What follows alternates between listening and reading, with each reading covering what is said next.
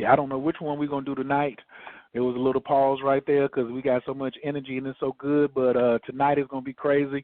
I don't know whether we call in the ambulance, whether you're going to hear the angels singing, or whether you're going to be putting your hands together. I ain't sure which one it's going to be. But like I said, before it's over, it's going to definitely be some wild popping off. My name's Coach Khayr. I'm Team Charles, Atlanta, Georgia, listening to Coach K Live. Thank you, because you could be a whole lot of places tonight, but you chose to be up in here, and we're going to be talking about the secrets of the Metu Netter and the magic mushrooms. Long time ago, I don't know how long ago, could be almost 20 years now, when I first got on my journey of consciousness, it seemed like all roads led through Egypt. You know, it was like no matter what, I had to get to Egypt. And then when I got to Egypt, they started telling me, yo, it's not Egypt, it's Kemet. And, man, even before that, my first exposure, I went to a historically black university, North Carolina A&T State University. Wait a minute. Before I do all this telling of the story, let me go over here and get my co-host. Let me go get my brother from another mother. I don't know what I call him, a psychedelic engineer, a psycho trooper, super explorer, martial artist, great father. He just a bad boy all the way around. I need y'all to put y'all hands together for my ace up in the place. He's son. It's Fire Walkout. Hey, I like that. What'd you say? Psycho Trooper? I like that. Psycho Trooper. I ain't heard that yet. Psycho Trooper, I got that from my man out in Honolulu. He does the human design, and he says he did so many psychedelics for days on end. He said one time he did ayahuasca for like 2 weeks straight. So he calls himself a psycho trooper. And then the more I look at what we're doing, you know, in the conversations we having above ground and below ground, I'm like, man, why we ain't, you know, we qualify. You know what I mean? Yeah. Because we pushing the envelope, or, you know, do you think it's appropriate, the name Psycho Trooper? Absolutely. Immediately I gravitated toward it because, yeah, like you said, the above ground and the below ground conversations. That's the below ground conversations. My goodness. Woo! Right. So I was just giving up a little background about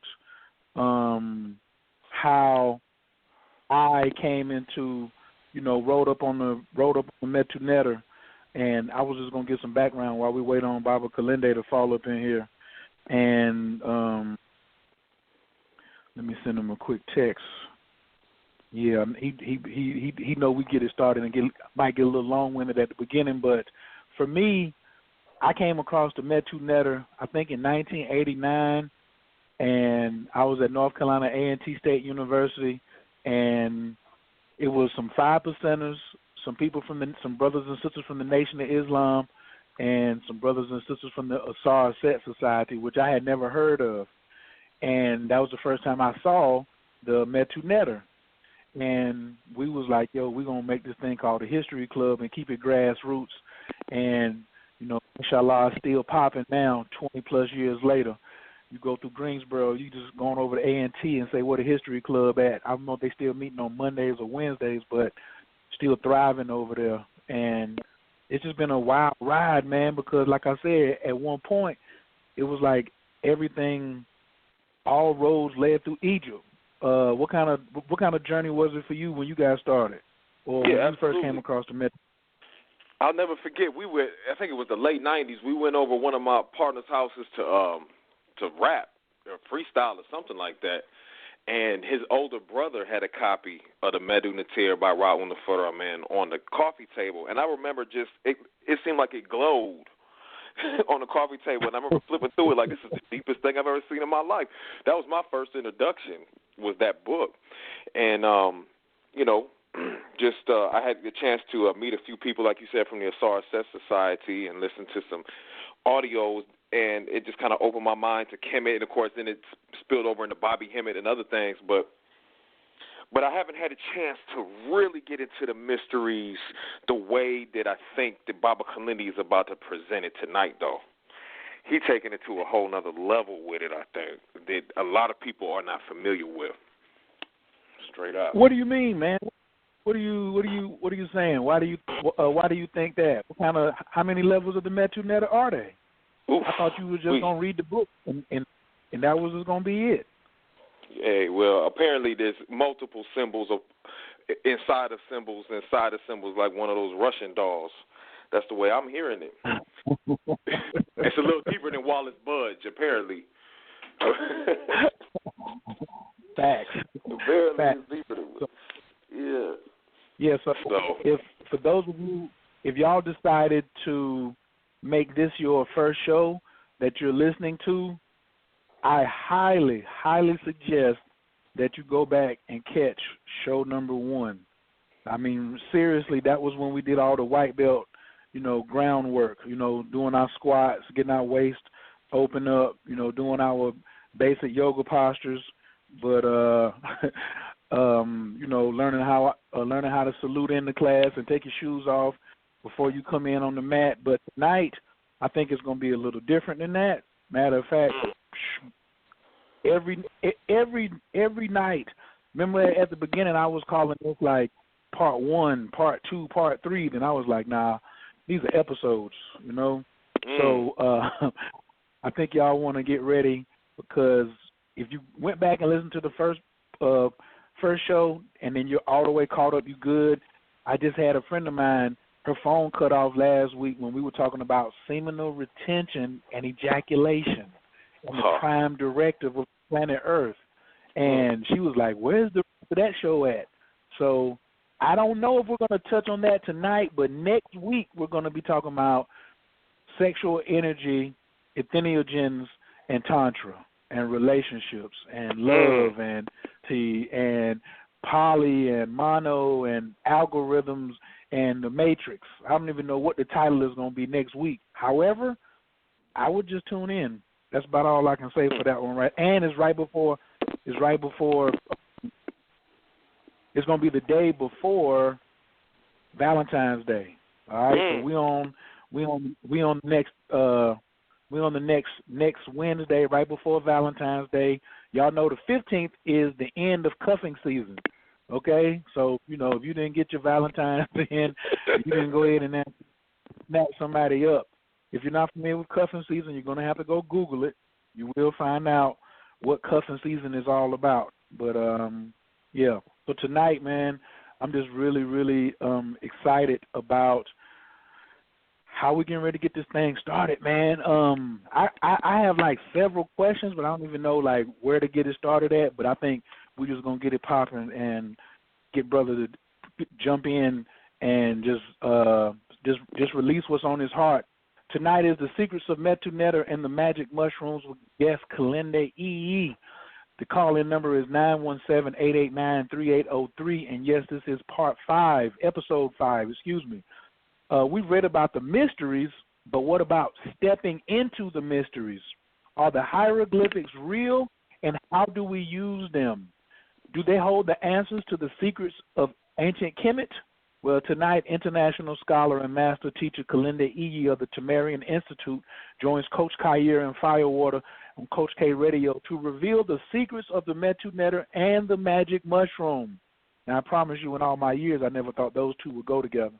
As usual, this will be an envelope-pushing conversation, and there's going to be a ton of extras. Pen and paper is a must. Feel free to not only call in to listen, but press 1 at any time if you have a comment or question. We're going to see you right now, and don't forget to bring or invite a friend. Share this on your social media timeline. Don't hide it, divide it. I need everybody to get on their feet, put their hands together for Baba Kilindi Iyi.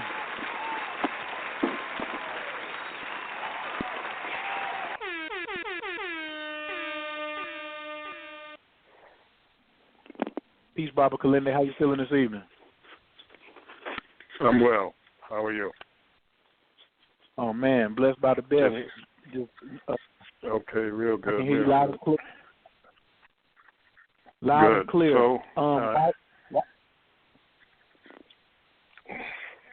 why you getting comfortable and set up? Oh, go ahead.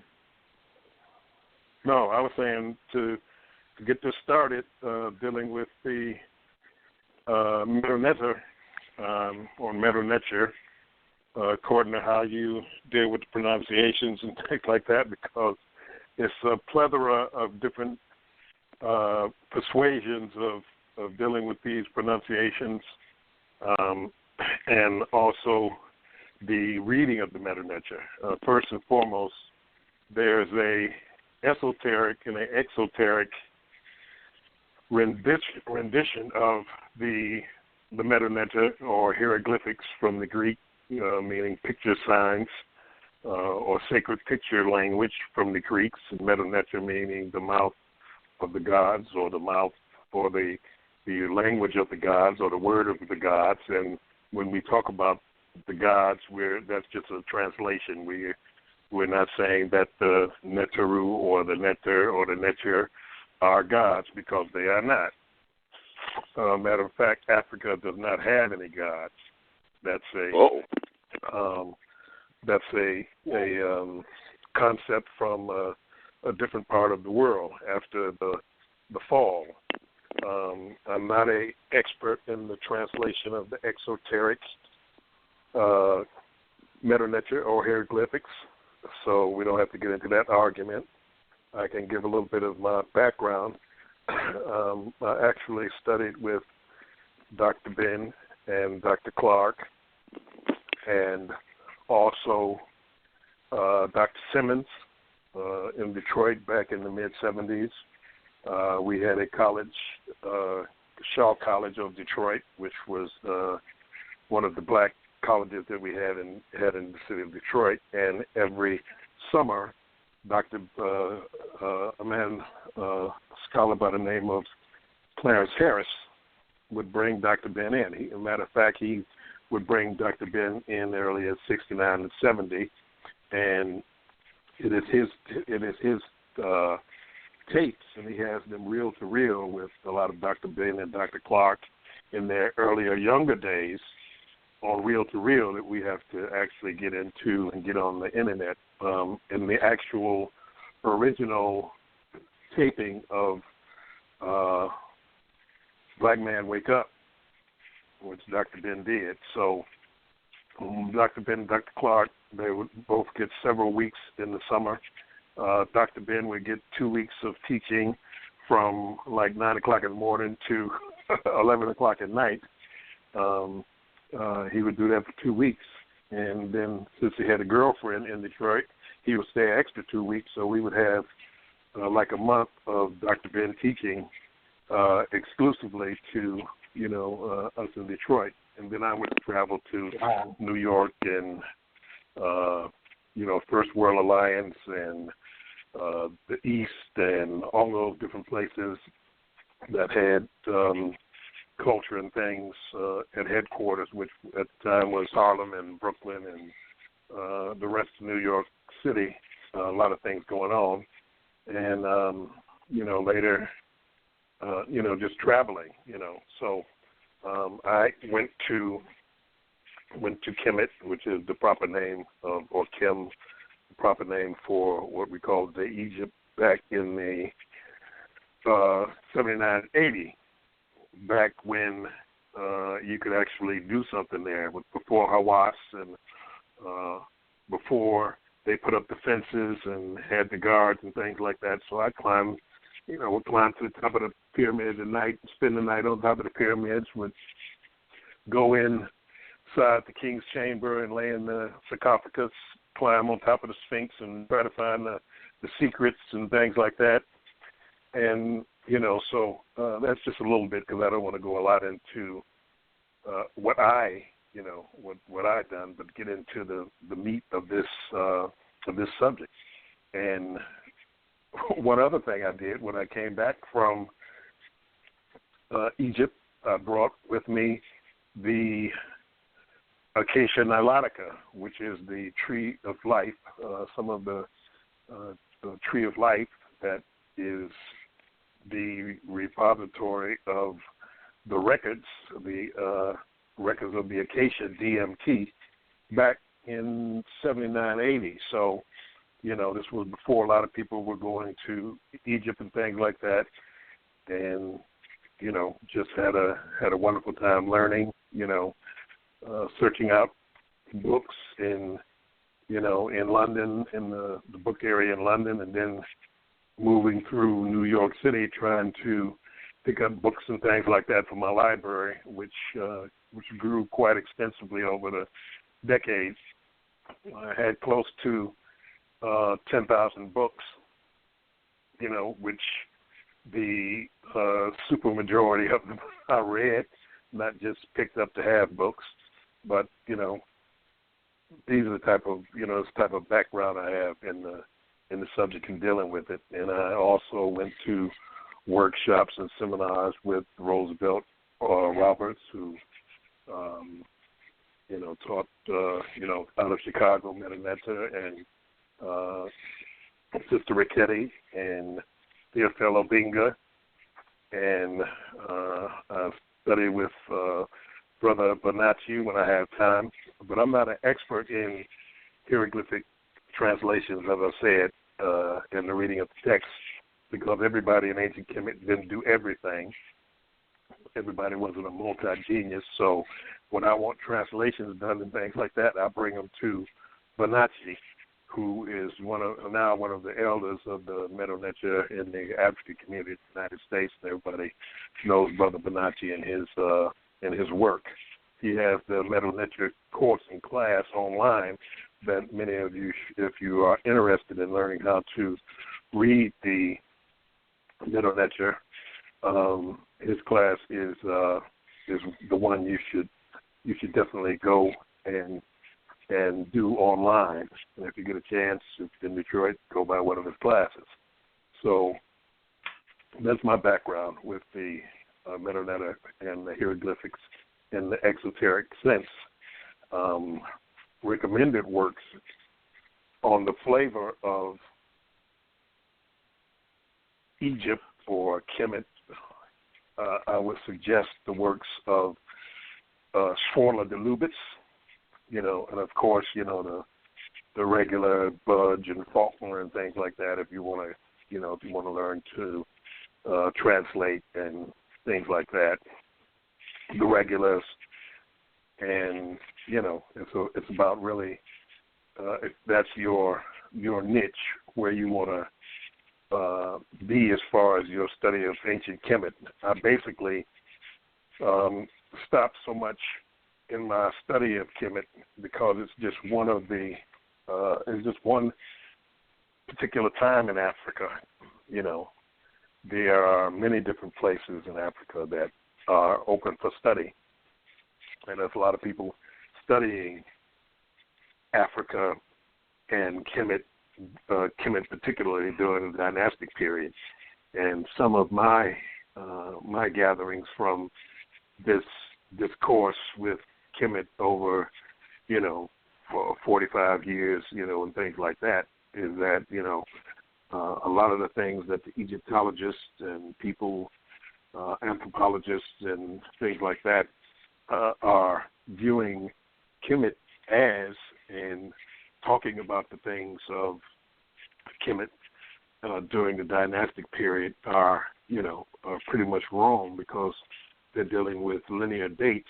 And one thing that Kemet talks about and teaches us is that the earth runs in cycles. It's not a linear from the lesser to the greater. And we can look at that in ancient Kemet. Even when we talk about the pyramid in Saqqara, the Mastaba, what they call the first pyramid of Zoser. And that's not actually the first pyramid. That's actually the last pyramid. The pyramid complex at with the Great Pyramid, at Giza, is the oldest pyramids in ancient Kemet or in dynastic Kemet.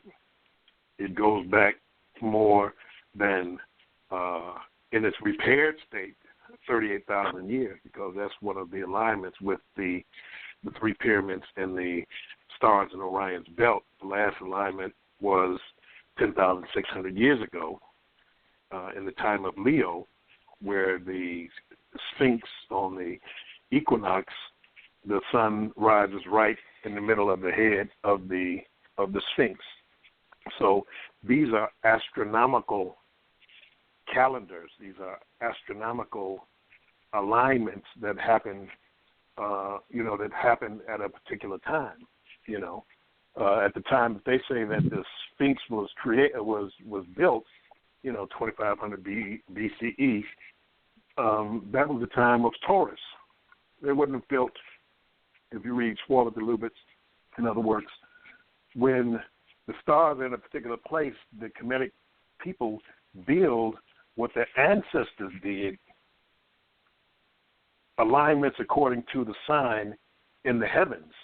So in the Taurian age, you would see the proliferation of the bull. During the time of Aries, you would see the proliferation of the ram. When you see the time of Leo, you would see the proliferation of the lion. So when we talk about Kemet, and we're talking in the dynastic period, that's not ancient Kemet. That is the reconstruction, the reemerging of Kemet and how they viewed their ancestors and put together things that their ancestors did, because the dynastic Kemetic people are not the ones that built the pyramids and built the Sphinx. They are those who picked up the legacy of those who built the pyramids and the Sphinx. And that goes into what we've been talking about a little bit the last couple of times, the Younger Dryas and the impact cataclysm that happened at 12,800 BCE and 10,600 BCE, because the desert, which is now Sahara, you see that desert now, but 10,600 BC, it wasn't desert like that. It was green and lush, had lakes, tributaries, streams, rivers, and all of that dried up after the last impact, after the last global maximum, which was 21,000 years ago, the Pleistocene Ice Age, which had started to recede 12,800 years ago, and the climate changed and switched to, in the north at least, a more temperate climate, and the impact that happened at that time that changed the weather globally brought in the drying of the Sahara. But we see, when we look at the Sphinx, you see weather or water erosion on the Sphinx, vertical fissures on the body of the Sphinx that could not have been made in the dynastic period, because there was no rain in the dynastic period. So when we look at the Sphinx and we look at the weathering, it's not wind and sand erosion. It is the erosion of water. And the last time that you had torrential rains in that part of ancient Kemet was 10,600 years ago, when there were torrential rains coming from that same cataclysm, 10,600 BCE, 10,600 years ago, that came from when the asteroidal or comet impact happened, and it was above the ice sheet and above water, which threw up steam, which changed the climates, which created torrential rains in Kemet at that particular time. So you have the weathering of the Sphinx. And people say, well, the pyramids don't show that. How can they be that old also? And the pyramids don't show that type of water weathering. Well, the pyramids were covered with the limestone covering up until the time when humans, the Arabs in Egypt, cracked the outer casing on the pyramids and took the pyramids' outer casing off and took it to build the buildings in Cairo. So if there would have been any weathering on the pyramids, it wouldn't have showed up because the outer casing that was there at the time of the torrential raining was taken off. So it's a lot of information that we're going to be talking about as far as the actual Metu Neter itself. The Metu Neter itself is a technology. It is an algorithm. It is a source of information. And contrary to what people believe about it or think about it, there are several levels to the Metu Neter. The Metu Neter is, of course, a way to convey knowledge through the glyphs themselves, the reading and the rendition, different from the cuneiform in, say, ancient Mesopotamia, Babylon, Sumerian, places that whole thing over there, because you have basically arrows pointing in different directions of different numbers and things like that, and it basically what they found is some historical writings and renderings, and they've dealt with, things like law and court cases and land disputes and things like that. But the Metu Neter can convey poetry and, feelings and things like that, because a picture is worth 1,000 words. And there, as I said before, there are different levels of Metu Neter. There are different thought processes that go along with the different levels of Metu Neter.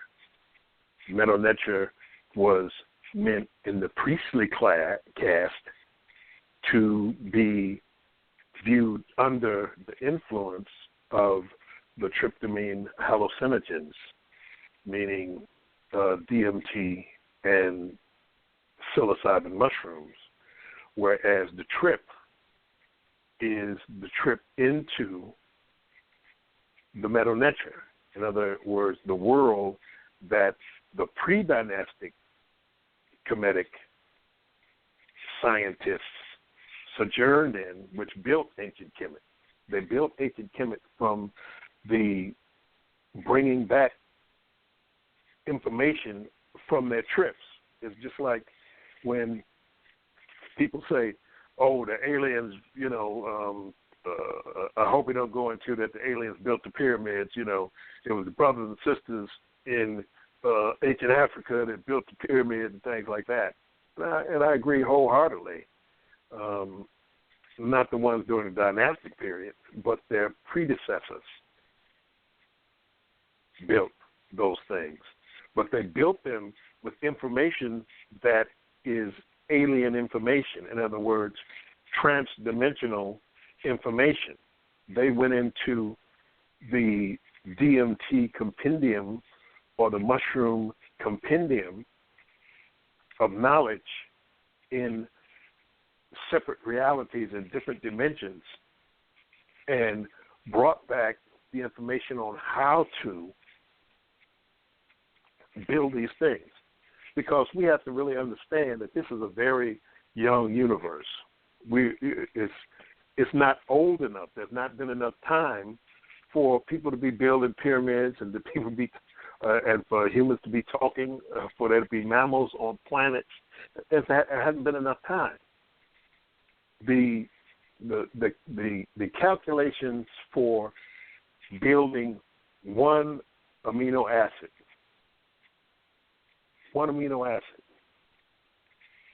is something like 10 to the 168th power.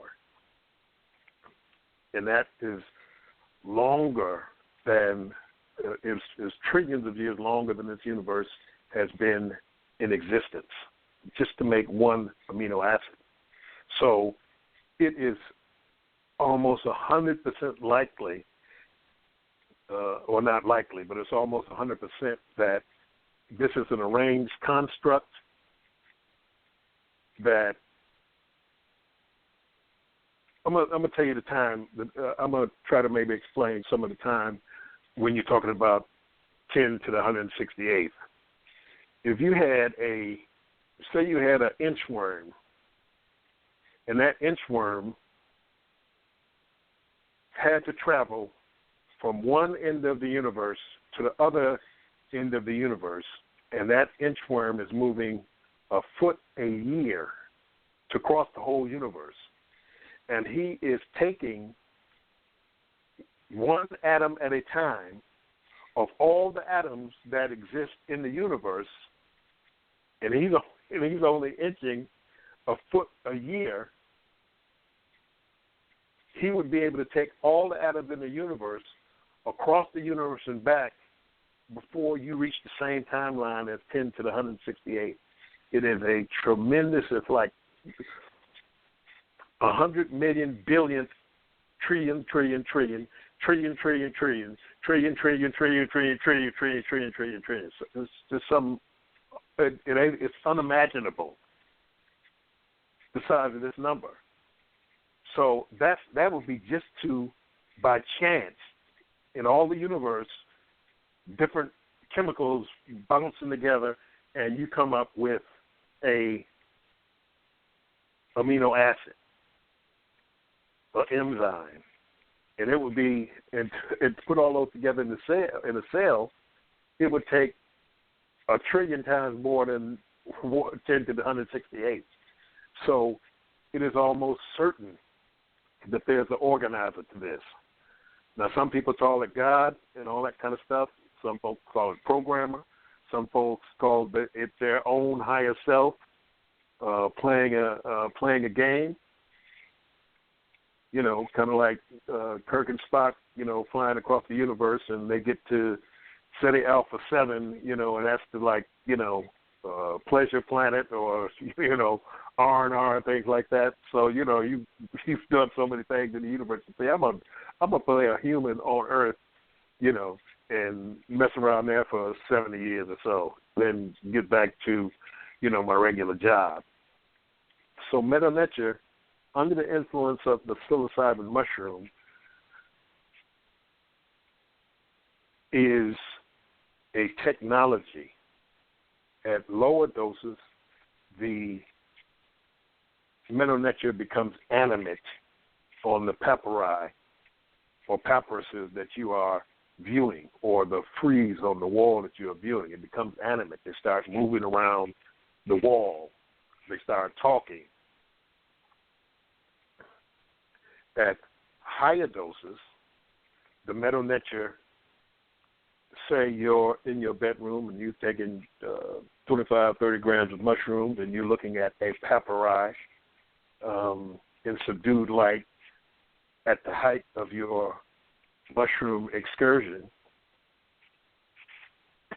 those characters would then three-dimensionalize from the two-dimensional papyri and step off into your room, and you'd be there with the actual characters inside of the papyri inside of your room. And they would, you know, talk to you and tell you what's going on, and you could ask them questions and things like that. And that's how the ancient Kemetic people, not the dynastic, not the recycled dynastic people, but the ancient Kemetic people did. That's how they built Kemet. That's how they came back and drew what they saw and took the writing from different dimensions and brought it to the earth. It was downloaded from the heavens to the earth. You took the mushrooms, you went to heaven, you saw the powerful beings there, the exotic entities with birds' heads and human bodies, and, you know, crocodiles with hippopotamus heads and lions' feet and these type of things. And they brought these things back and they drew on the walls, carved on the walls, painted on the papyri what they saw there and what was taught to them there. So the information is in the papyri. It's in the carvings of the wall, the reliefs. what they saw, so that information is still there, so it's still accessible, because time as we know it, linear time, is not the same in the entheogenic realms, in the other dimensions. So taken at the higher doses, at the high doses of mushrooms, you go into the actual papyri and you're there in the world, or you're there in the place that the Neteru or the exotic beings are inside of the papyri. You're in that world for 6 to 8 hours, because the mysteries of this thing is so deep and so vast that it is unimaginable. This is not a small thing. This is part of the core of reality and how we phase and interconnect to the true source of what is consciousness and what is life, and how we relate it to what we're doing now and things like this. So the middle ledger is on several different levels. Some you have to transparentize the walls. There are dosages inside of the DMT compendium and the mushroom ingestion that you read in a wave. In other words, the walls become transparent, just like when, in Minority Report or in,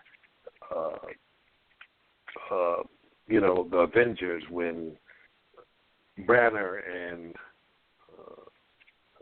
they have their computers and they're moving characters in the air and things like that.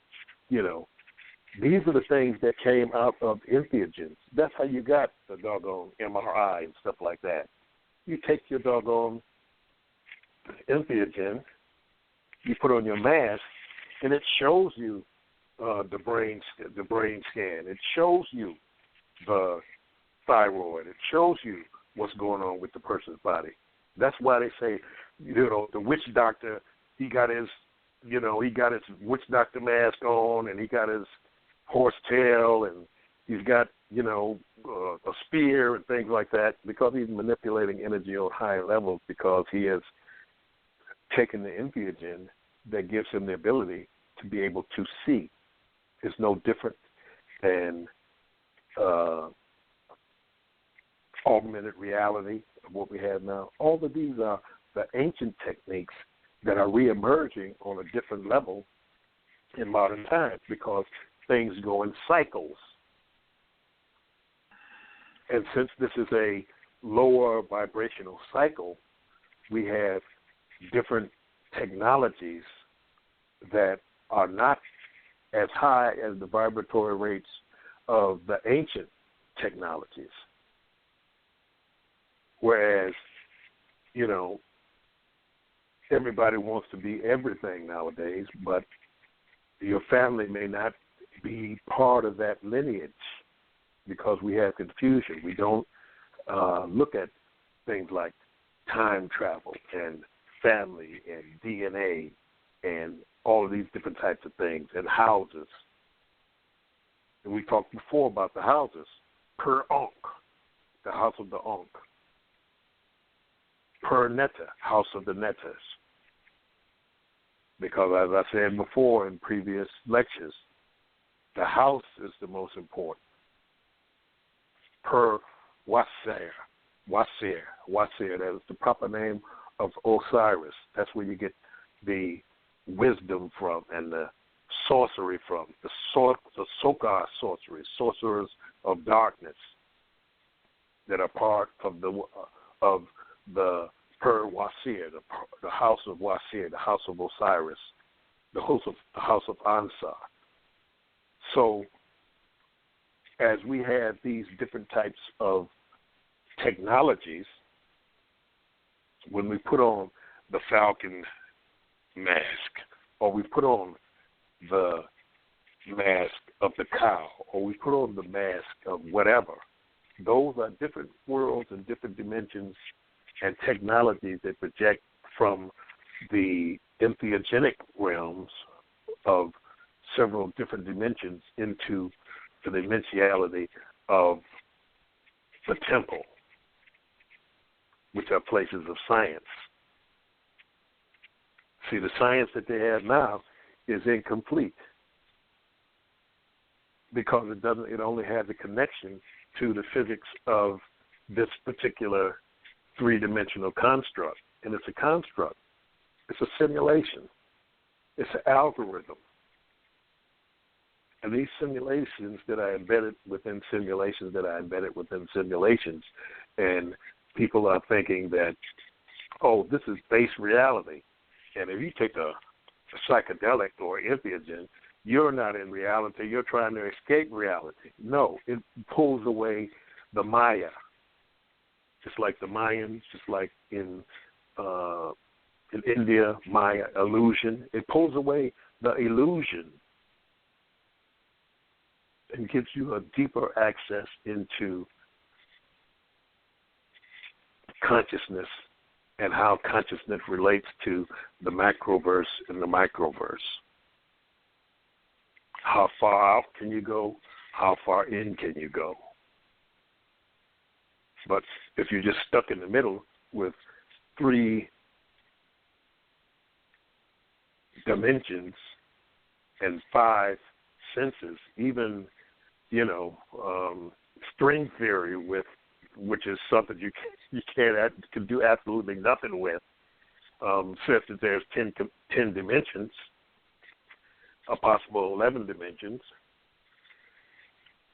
Little guy in the wheelchair who just passed on, Stephen Hawking said that there are infinitesimal or infinite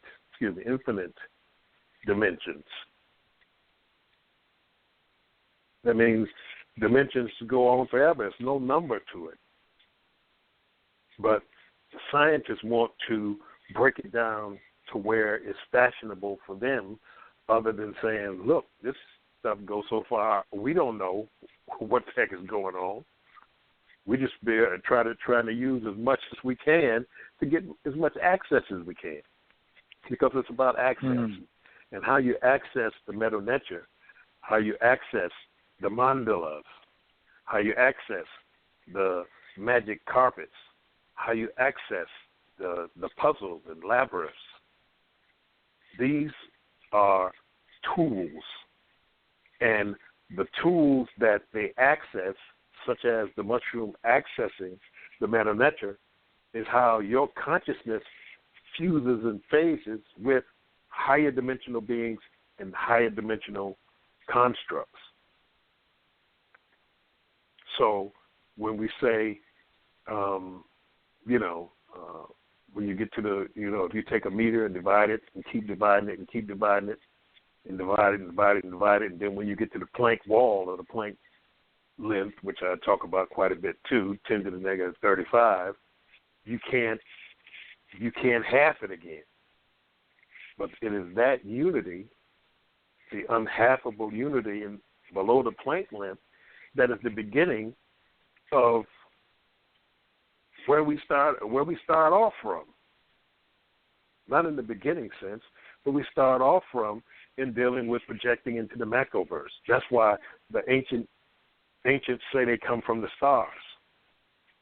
But they don't mean that in the sense of that's where it all began with the stars, because there's matter. In other words, there's pre-photon, there's pre-electron, there's pre-neutron, there's before all that. So the construct that we have, it could be some 15-year-olds in the future,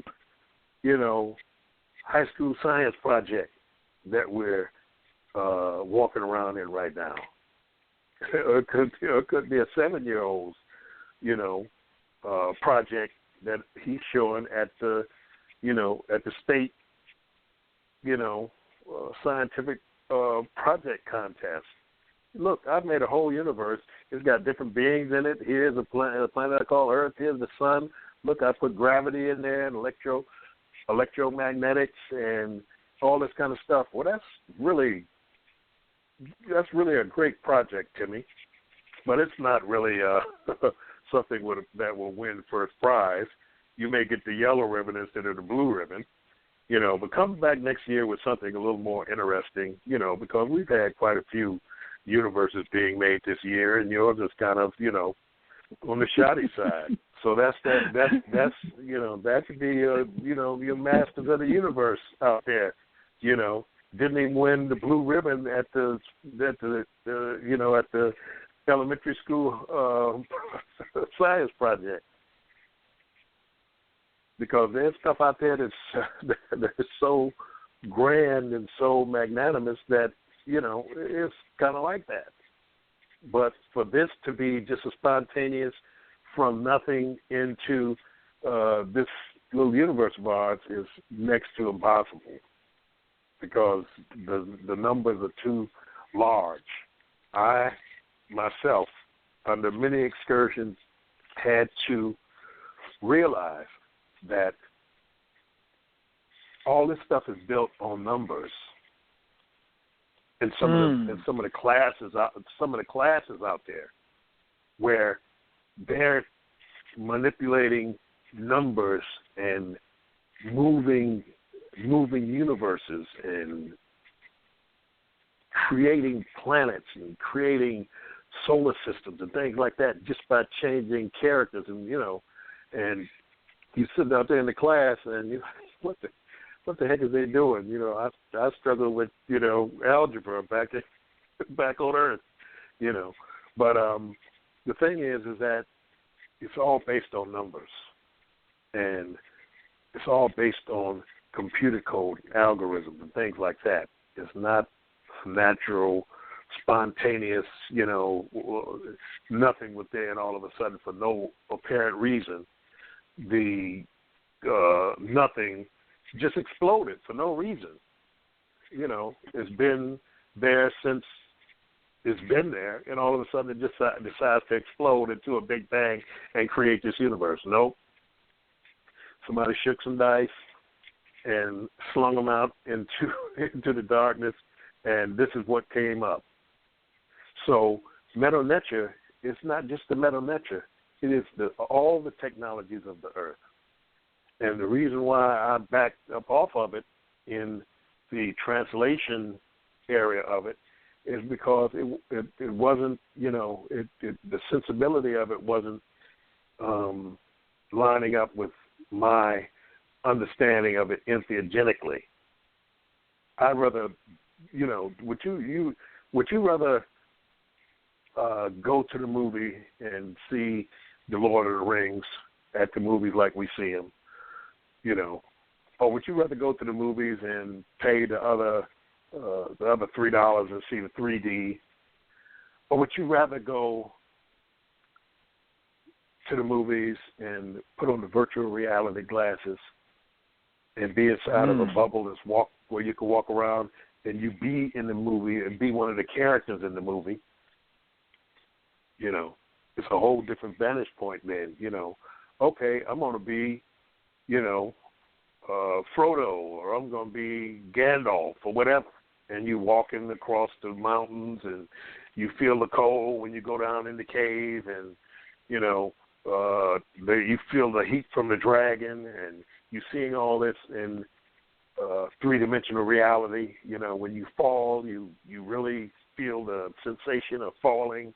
If you're riding a winged beast, then you feel the wind on your face, and you feel the feathers under you that the giant bird that's taking you. This is the difference in being able to entheogenically go into these places, and that's what I chose. There are time machines, time machine trees and forests that are just like they talk about in the Lord of the Rings or whatever. This forest is evil. It has evil intentions, and you go in there and You go from a bright sunny day, and then you go into Mirkwood or Morbid World or something like that, and it gets dark and foreboding, and the miasma of the smells of rotting leaves and things like that you smell. This is what we're talking about. We're talking about actually being existent in different realms of reality. There's places that you go into in far away, foreboding, forbidden places, and you go into these places, and it may be a cave, it may be a part of the forest, it may be a desert, it may be any of these places. And you go in there and things change, and you're like, oh, I'm in a different spot. That's why I always, intelligent people, I tell them you should read the works of Carlos Castaneda, at least the first 5. After that, he gets kind of off track, gets off into himself. That he's the head honcho sorcerer. But the first 5, the Yahweh knowledge and separate reality and all those first ones, he's breaking it down a lot like it really is. I know some anthropologists and other people will say, well, Carlos Castaneda made all that up. Well, if he made all of it up, he did a pretty good job. That's kind of like Plato when he talked about Atlantis. He got the information. The information is in the Critias and the Timaeus, which are 2 of his works, and what that is talking about is, some of Atlantis, and he's just reporting, what he heard in these 2 works, and he learned it from Critias the Younger, who learned it from his father, Critias the Elder, who learned it from his father, Dropidas, who was a contemporary of Solon. Solon traveled in 600 BC or so to ancient Kemet, and when he got there and started asking questions, the priests said that the Greeks are like children. They know nothing of the mysteries. And when he asked him, and going through the different records and things like that, because he went through the records of what was later to be the Ep-5 building text, which talks about the time of the primeval hills and the great flood and things like this. So they told him that 9,000 years prior to the time that Solon was there is when Atlantis sunk. And then when we add up the time with the date that we have now, and we put his 600 years on the 2,000 that had been since the Common Era has come about, that goes back to 11,600 years ago, which is the exact time of the Younger Dryas impact cataclysm that created a great flood that affected the whole world and deluged many different places, and especially decimated North America. We have a lot to start researching on North America, the first peopling of North America, the megafauna of North America. Megafauna is, as I told you in previous talks, any mammal over 100 pounds, and all of these giant mammals were destroyed in one afternoon because of the impact in Saginaw, Michigan, which created Saginaw Bay and Lake Erie. A comet moving so fast, close to 100,000 miles an hour, hit the North American ice shelf, and it knocked ice all the way big-ass pieces of ice all the way from Michigan to North Carolina. It's like you got a 6-foot ice sculpture, and you take a sledgehammer and hit it, and the big chunks of ice that fly out in all directions, these doggone ice chunks, some of them go out into the ocean, some go out west, some go south. And the ones that go south, they created what is called the Carolina Bays, which are these elliptical depressions in the ground in North and South Carolina that, many of them are filled with water now, and they call them the bays, and North Carolina Bays, and it melded water, millions and millions of gallons of water, sending inland tsunamis across the land, creating the scablands in Washington State and overflooding Lake Missoula in Montana and the Colorado River, swelling its banks up, and on and on and on. And not just destroying the different ancient structures that were there, but dragging trees and things like that. Then the second part of it is that the airburst caught the whole bottom of the country all the way down into Mexico and South America on fire. And you have actual, what's called the Younger Dryas impact, and it left much of the internals of this comet or asteroid in its wake.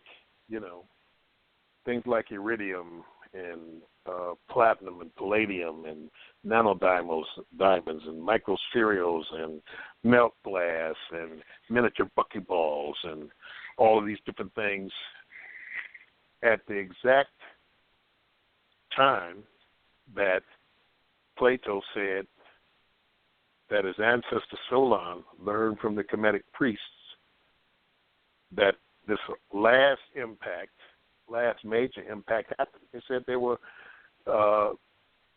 6 others before that they had records of, that they put later on the walls of the Temple of Edfu, which is the Horus Temple of Edfu. The Edfu Temple is a Ptolemaic temple, a new temple from the Ptolemaic times, probably around 300 BC, but it's made on top of temples, on top of temples, on top of temples, and that's the same thing with Dendera and other temples in Kemet. They have built temples on top of temples, and the time is so long and so far forgotten that they don't even know how old these temple complexes are that's on the bottom of these doggone things, going back millions of years, because you had other older impacts, whereas humans and humanoids have been on Earth and been destroyed out. So Earth talks about different, they talk about it in India, and they talk about it in Peru, they talk about it in China, and they talk about it in here, the Hopi and the others talk about it in North America. They talk about it in Mexico, the destruction. And in places like India, they said that they knew that the thing was coming, and they got in their vimanas, which were their flying craft, and went up into the doggone atmosphere. Some folks say they went to the doggone moon and waited for it to be over and came back. This is all in their so-called myths and legends. So Metu Neter is no small thing. We need those who are translating the exoteric characters into translations that we can learn from. We need them going into the esoteric areas of Metu Neter to be able to experience the experiences I don't want to just read about what the ancient Kemetic people did. You want to do what they did. You want to go where they went. That gave them the inspiration to be able to do what they did. We don't want to make pyramids. That's not that time. We don't need that type of technology right now. We have other things that we could be gleaning and bringing back and sharing. So yes, Metu Neter is a reading and a rendition. It conveys spiritual relationships between the Netters, between nature itself.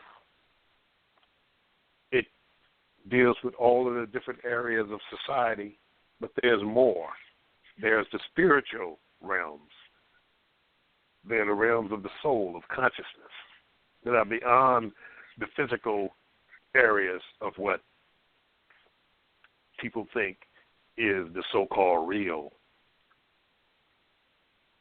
So, hey, as I said before, it deals not just with the Metu Neter, but it deals with the mandalas and the carpets and the different puzzles, the different areas of knowledge that are contained in relics of power.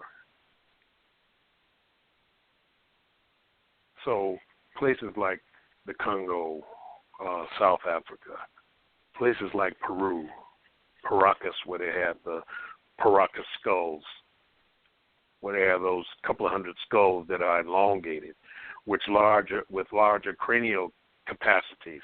But you'll see the head deformation in all parts of the world. You'll see it in Southeast Asia. You'll see it in China. You'll see it in Africa. And that's head binding because they want the heads of the ancestors. But the actual Paracas skulls, the actual heads, they're not bound and elongated artificially. These are the heads and the capacities of the brain cavity that are natural and normal to these skulls. So we've had different type of people, not just the the Neanderthals and the Desovians and the different other people, that talking about humanoids now. We think and deal with the Australopithecines, which is Deknesh or Lucy. But Lucy is not even a full skeleton. It is bones. You find a throat bone here, and then 200 yards over there you find a toe bone, and then over there you find the skull of some that ain't really even human. The pelvic bone don't fit. So they just threw all these things together and said, this is it. The team said, this is one person. It ain't one person. The oldest person is in South Africa. The oldest person is in South Africa in a cave. And they haven't even excavated. They haven't finished excavating it yet. The one whole so-called oldest person, that's one thing. That's one person. Not, 80 different, some different types of apes, some different types of humanoids and all that kind of stuff put together. No.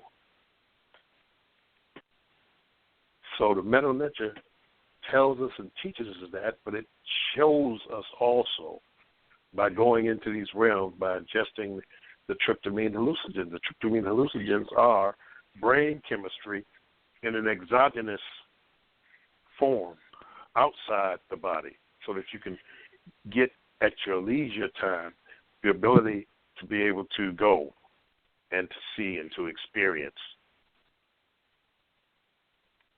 It's not just dealing with endogenous neurochemicals, endogenous psychedelics.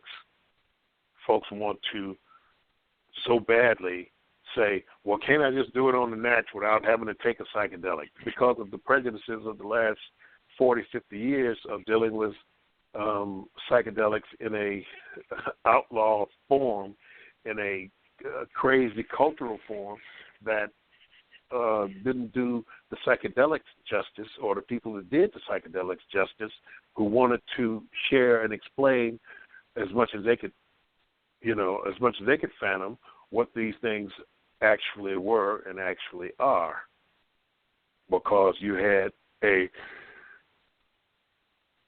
different agenda with the people who were in power at that particular time. Now that things are changing because those people getting into politics and office and stuff like that, they're part of the generation that had, cannabis and things like that, So all of that 1933 reefer madness, you take one hit of the joint and you then acting like you're a heroin addict or something like that, or opium addict, So the people now in the office, okay, well, it came down to, I smoked but I didn't inhale, to it came down to, okay, well, yeah, I smoked some, I can't say I didn't smoke no cannabis because you got me in pictures smoking cannabis, to it ain't no big deal. So now things are opening up to where cannabis is, started out medical cannabis. I don't like to use marijuana because marijuana ain't what it is. It's cannabis. So started out medical cannabis, then ended up now recreational cannabis. They don't really know how to implement or what to do, and the federal government's still saying it's, against the law, but the tide is turning, Shoot, we got recreational cannabis in Michigan, and I haven't read all the laws and stuff like that, but you could carry 2-3 ounces in your car, in your pocket, and the police stop you for a ticket and see the 3 ounces in your glove compartment and say, dog, that's some, good purple pusher or some good don't bang, and give you your ticket for making a left turn, and you leave your stash in your doggone glove compartment, and then you can grow, 25 plants in your backyard and per person and stuff like that. So, it's a whole difference than with places like Colorado putting recreational psilocybin on the ballot. Hopefully it passes. But if it don't, it shows the turn of the tide, that these things are becoming more and more acceptable in society because the people now who are in the positions of power have done these things, and more information is being passed that these things are not what people thought they were. This is your brain, and this is your brain on drugs. No. The bad drugs are the one you get over the counter, Advil and, all those different type of things, because it ain't about any medicine killing you. It's about changing your behavior and changing your point of view. Because, shoot, if you take 13 aspirins, you're dead. You're going to be dead as Lincoln. And aspirin has been around since Jesus was a baby. So we have to understand that these things have been since our beginnings. It is what activated our cerebral cortex and what pushed us into reflection on the sun, the stars, the moons, why this happens, not just letting it go and observing. Okay, well, why did this water come down here and drown everybody? Not just, people got drowned again. No, it's why. So this activation, it shows us what and where our technology is. It shows us that the pyramids are machines, they're technologies. The pyramid makes its own water. It's an air well. It was the way of, that's one of the things. It was a way of making water in the desert. Air well is a atmospheric condensator.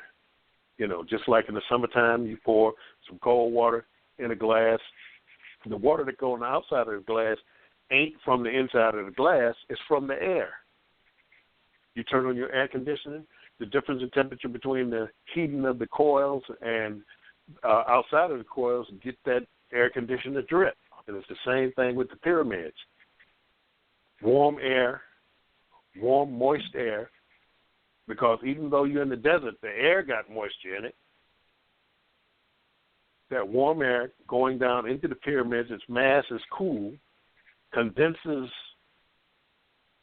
the air into droplets. And those droplets are collected at the bottom of the pyramid because there's a lake under the pyramid made by the pyramid. It's a way of making water in the desert.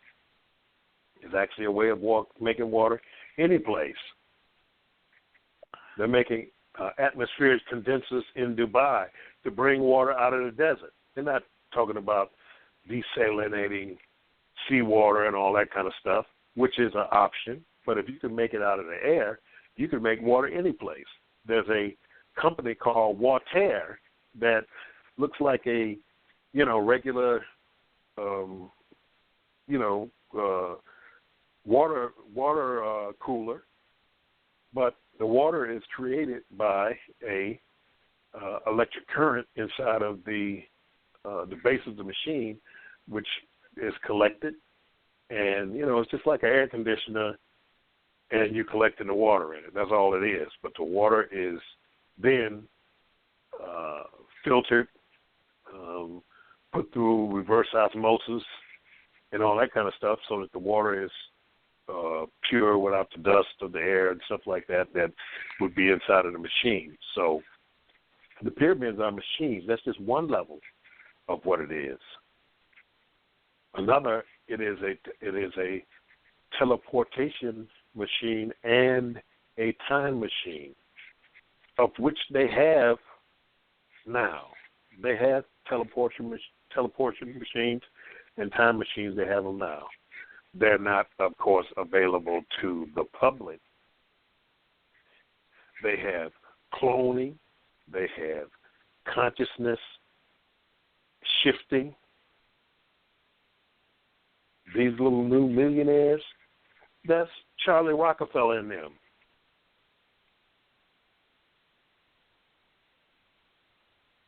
They're not new people. You think they're new people.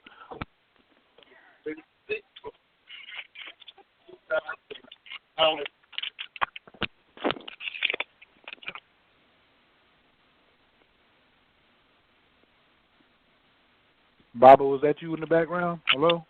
Y'all still there? Yeah. Yeah. Okay, excuse me. Yeah. These are people whose consciousnesses have been shifted to new bodies. Wow. They have these technologies. They're not making them available to you, to the you and I. But you think when David Rockefeller died that David Rockefeller was gone? Nope. He ain't gone. They put his consciousness in another body and gave him all his money. They got a movie about that. They've been doing it. Oh, really? Yes. I can't think of the name of it, but it was like they made like what's your boy from the Matrix? He's in it. Keanu Reeves, and so they're expecting him as a scientist to continue to come up, clone these bodies, and they like we can clone a body in like 3 to 6 weeks, and then when people were dying, they were like bringing them in on a helicopter to secret their experiment and bring consciousness. But they was like, you only got 7 hours to get the person's consciousness out of their body and then put it into. Oh yeah, that's the one of these. That movie came out here a few weeks ago. His family dies in a automobile crash. He takes their consciousnesses and puts them in some little machines, little boxes, and then he clones them and puts the consciousnesses back into his family and, the regular intrigue and stuff like that. But Keanu Reeves that's his niche, as far as an actor's concerned. Just like Tom Cruise has a niche, and Arnold Schwarzenegger, before he became governor, had a niche, you know. People are in certain areas, just like, what's the other actress? The one that plays the Black Widow in the Avengers, you know. She's in a niche as far as augmented humans, you know. Because, doggone it, she in the Avengers, she there with the Hulk and Iron Man and fighting people from outer space and all that kind of stuff. She ain't got no superpowers. She just went through, right, you know, the Russian Spetsnaz school, you know. She knows some karate and can shoot a gun real good, but she fighting space aliens and monsters and all that kind of stuff because that's her niche, because she got her powers from the other movie she was in. Lucy? Lucy, you know. All that thread runs through different constructs inside of the Matrix as far as stars are concerned. So why can the Black Widow and Avengers fight space aliens and monsters and wizards and all that kind of stuff? Because she got her powers from when she played Lucy, because it's a continuous line with the psyche of these people. And you know, people say, well, how is she fighting Spider-Man, and Spider-Man got bit by a radioactive spider, and that's where he got his powers from. Well, she ain't do nothing but go to James Bond school in Russia. How'd she do that? Oh, I know. I remember. Because when the bag busted in her stomach and Lucy and she got her power, that's how she used it in the Avengers, because the psyche, the subconscious, doesn't differentiate between Lucy and the Black Widow.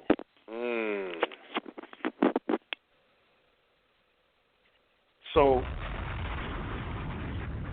dealing with the technology, dealing with the lamp of Aladdin, you know, the magic lamp, the sexual power, the genie. It's the same thing. You rub the magic lamp. You keep rubbing the lamp.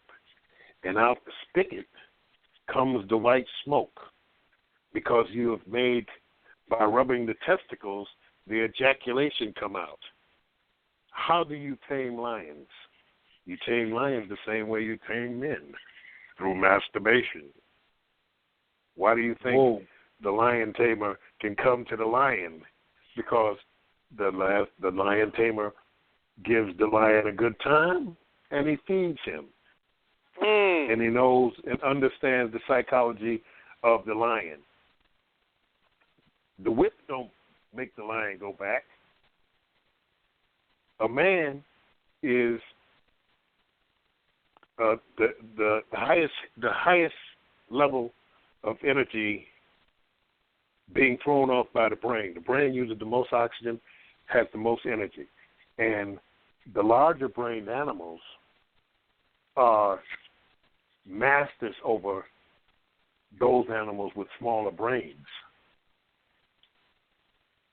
Meaning that a well-fed lion, not hungry, isn't trying to kill nothing, because if it's not some hyenas or some traditional, you know, African dogs or hyenas or something like that, and he got to protect the young, he's not in fighting mode, because he's not trying to kill nothing, because he ain't hungry. Man, lion go sit under the doggone tree. Have you named something? He ain't chasing no people. He ain't chasing no zebras. He ain't chasing no wildebeestes. He don't want no trouble. He done ate. He gonna go sit under the tree. So, when they let the lion out in the cage, the lion tamer stands tall, and he snaps the whip and pushes the chair forward. The lion don't care nothing about that. He'll snatch that chair out of his hand, grab that whip, and eat him up in a minute if he wasn't fed and he was hungry. But since he's fed, the man looks him in the eye and walks forward, which means the lion backs up. That's his nature. He'll back up until he can't go anymore. That's any animal's nature. I'm cornered.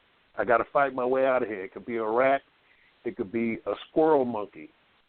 You back it up in the corner, they got nowhere to go. The only way it's going to do is come forward now because it's got to fight because it can't back up no more. So he backs the lion to the back of the cage. When the lion gets to the back of the cage, he comes forward. And you think that the lion is coming forward because that's what the trainers wanted him to do. No, that's lion nature. So what he does is he throws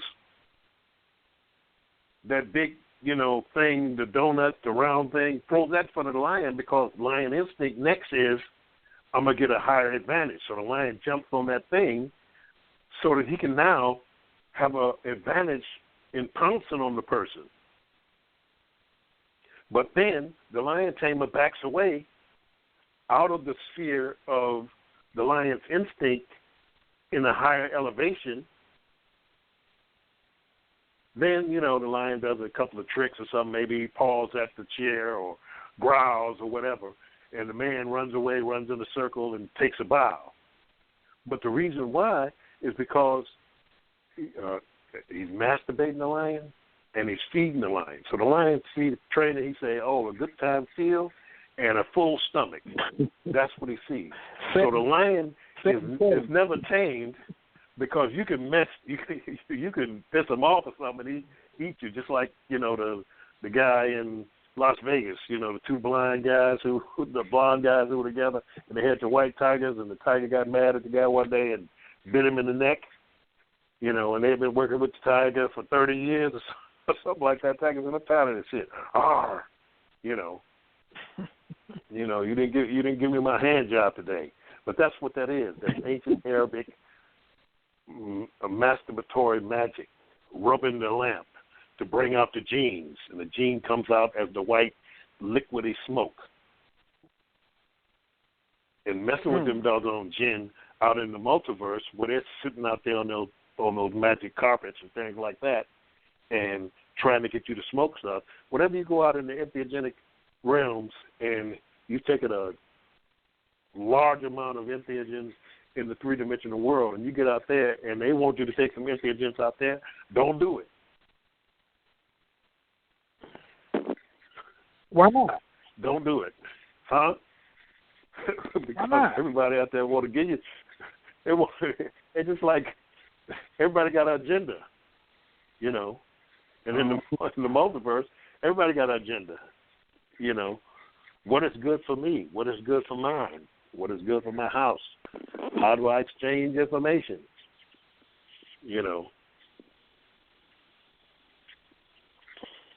So you got to stay on your level of power and your level of understanding. No, I'm good. I brought my own. I got some peppermint, sage, and a valerian. I'm smoking that, and I'm smoking it out my own vessel. I got a Pinnacle Pro vaporizer, and I'm gonna smoke that. I smoke with y'all, but I ain't smoking that what y'all got, because there's an agenda behind it. You try to give me your smoke. I smoke my own. No, you smoke your shit. I smoke my shit. You sit on your carpet. I sit on my chair. Just like Thanos and them floating around out in darkness in the multiverse. That's how them folks hang out. They hang out in their chairs. That's where the throne comes from. Sitting out in space, on them carpets, smoking hookahs and all that kind of stuff. Would you like to try some exotic pleasures? Nope, I'm good. I don't need no exotic pleasures. I handle my own. I got my own pleasures that I handle. I don't need none of y'all exotic pleasures. Because y'all look a little weird. So no, now, that's why modern systems have deities riding. They have the riding of the gods. I don't care who you is. You ain't riding me. I ain't no damn horse. And no, you're not coming inside of my body to possess me. Nope. None of that. All that is a trick. Well, the gods must ride you. He must be inside of your body. Nope. Y'all do that. The old ways don't do that. The old ways are sovereign in the multiverse.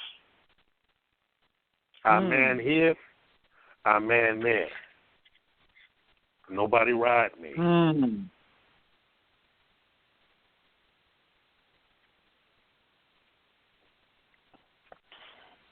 And man in the sense of the male construct, the man construct. Because now, just like in the multiverse, there's a blurring of what you are, and that's just stuff bleeding over from the other dimensions into this dimension, Next, it'll be the next thing is the robotic partners, where you have your partner. In 10 years, most relationships will be between man and machine, woman and machine. Your spouse is a robot. You can get the one to do exactly what you say do. You can get the one to do exactly what you say do. When you're ready, you can change the head and the face. I want the 5200 woman. I got a 4800 woman, and she don't do the new stuff. So I want the new 5200. The one where the nipples light up. That type of thing. I want the new 7 foot 7. I want the new 7800 booty on my woman. That type of thing. Well, with 9 payments of 9,752 credits, you can have the 7,800 booty on your woman. Look, isn't it luscious? Doesn't it gyrate? Can it twerk? Yes, but just 5 easy payments, and we'll download the frequency for that artificially created skin to expand, and the booty will be bigger. You want the new John 700 penis on your man? Ladies, this is the newest thing out. It not only undulates and swings, but it does vibration number 32 and all that kind of stuff. That's all in the works for you. But those people that's who in the have 5G access, race? that's 5G, yeah. So you can get a fast download. Shoot, add it right in there. Add it right in while you're in stroke. Yeah. Because like I said on my last Go Live, when we talked about the new Kohler 5G toilets. Y'all heard that one, didn't you? Oh, yeah. I listened to that. Yeah, the 5G toilets, yeah, okay. Mm-hmm. Yeah. I mean, that's all part of the 5G. Matter of fact, they call them the 5 and the old 5, the 5 now. But, yeah, that's all part of the 5G technology.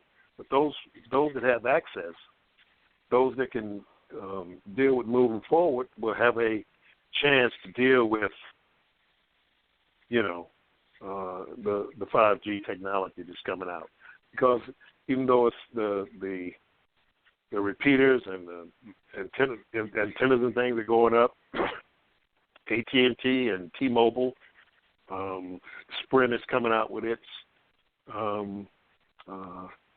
5G modem, access to the internet, things like that, in a couple of months, and it'll have its Android phone out by early summer.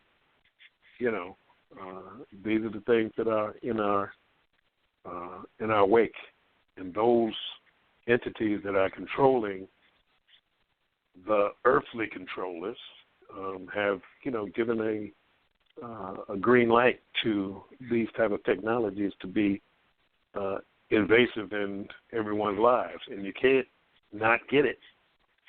You just have to be able to be a step ahead of it. And entheogens are the only thing that I see that can give you a step ahead to be able to deal with it, at least be able to work with it, because these artificial intelligences are part of those early algorithms that are here or that came here to be able to hide. They said it in the Avengers. Said Jarvis is beating Ultron. He was beating him from the inside. He was hiding, and now he can't come out.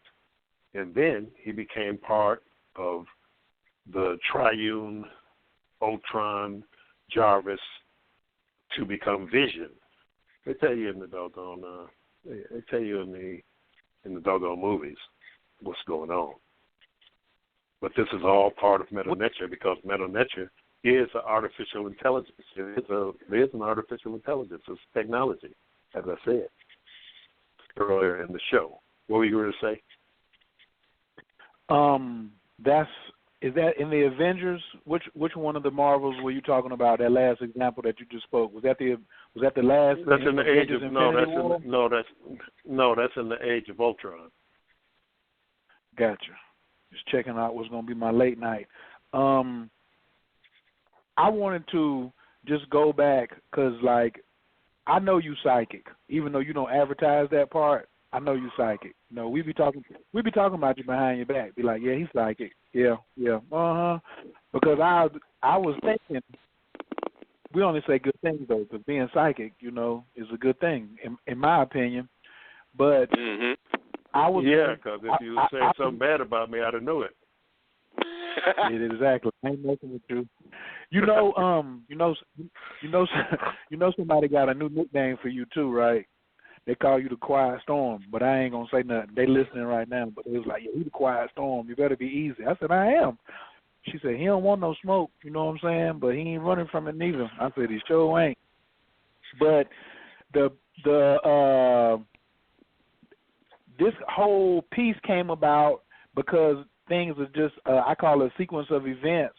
When you were talking about walking into the mystery, you did something a couple years ago, and there's one of your videos up on YouTube about we steady reading the walls. We going over the Kemet, taking trips, we walking through, take some pictures or whatever, and we just look at the mystery, or we say something about the mystery, but we not walking into the mystery. And I was like, walking into the mystery.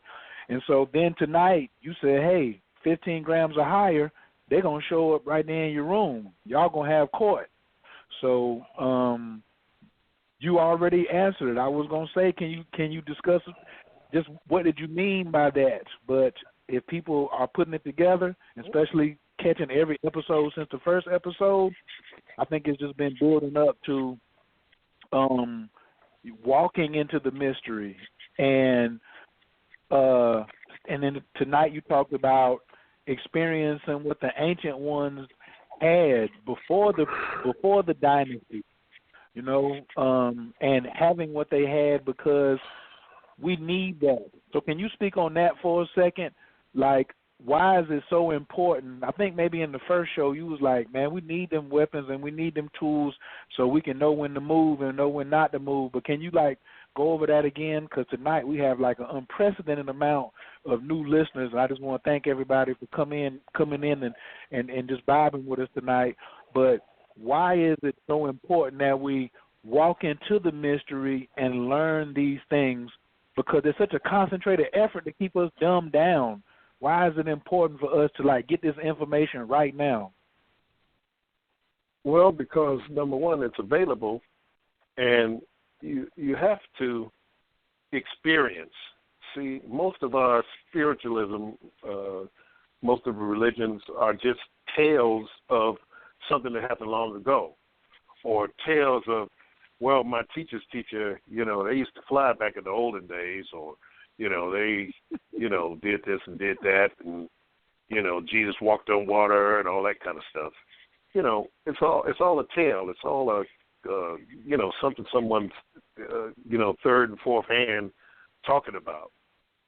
Well, the entheogenic experience is just that. It's an experience. It's something that you go through, something that you see, something that you feel, something that you can latch on to because it's something that you've seen and you've done, not what somebody's told you.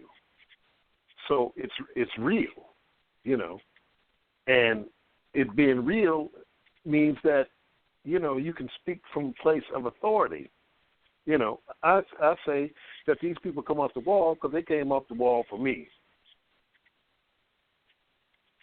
I went in there, and going in there, I can report what's happening when I go in there because we are having a face-to-face, mouth-to-ear relationship.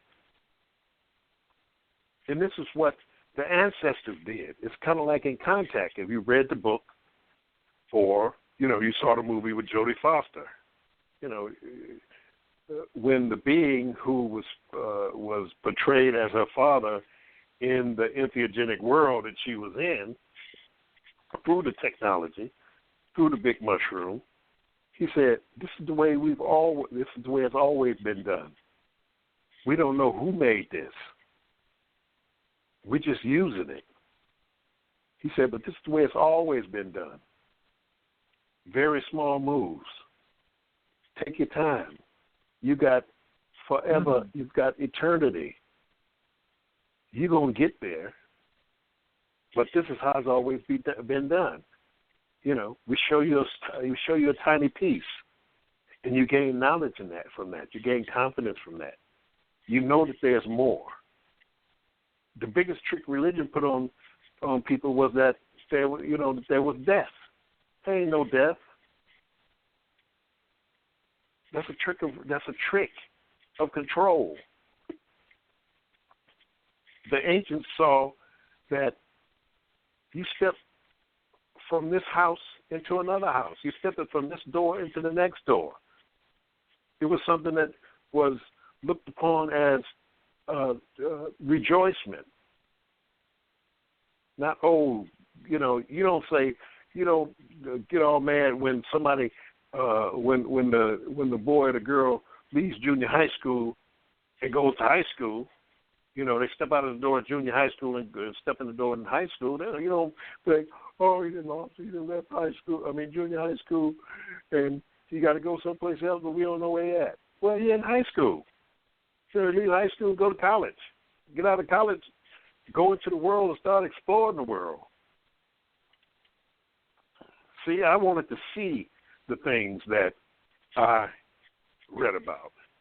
I didn't just want to lay in the lap of, okay, well, you know, we're going to talk about Kemet, we're going to talk about the pyramids. No, I'm going to go climb to the top of the doggone pyramids and sit out there all night and see the sun come up. I'm going to go in the coffin. I'm going to climb the Sphinx. I'm going to run around in the doggone desert.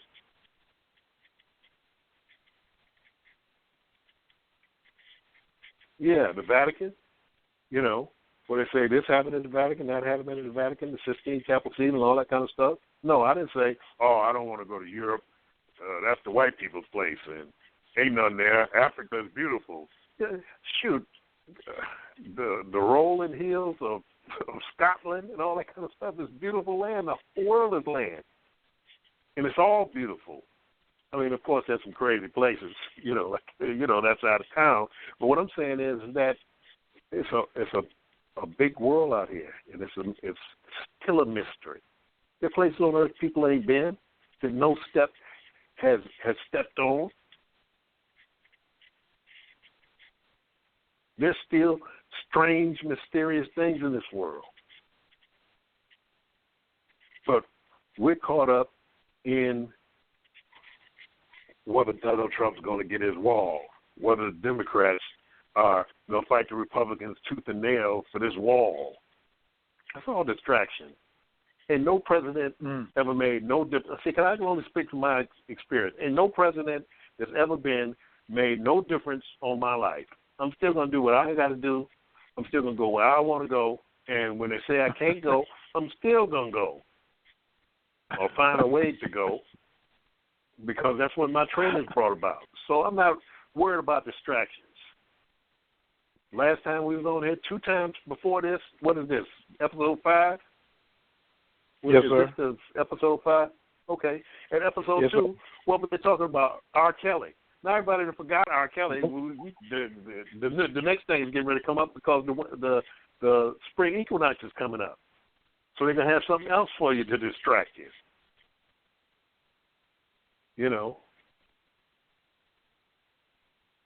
Jay-Z, Jay-Z, whatever, or Puffy, so-and-so, or Suge Knight, does such and such in jail, or, some other distraction that don't mean nothing in the halls of time and power, is put forth for people to be distracted by, to stop you from keeping your eye on the prize, because that's this month, the eye on the prize thing.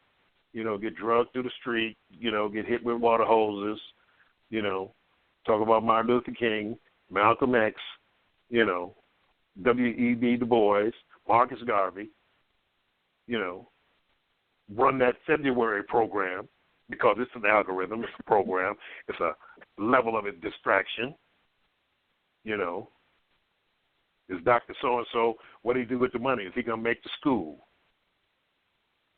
You people talking about schools when people are dismantling schooling?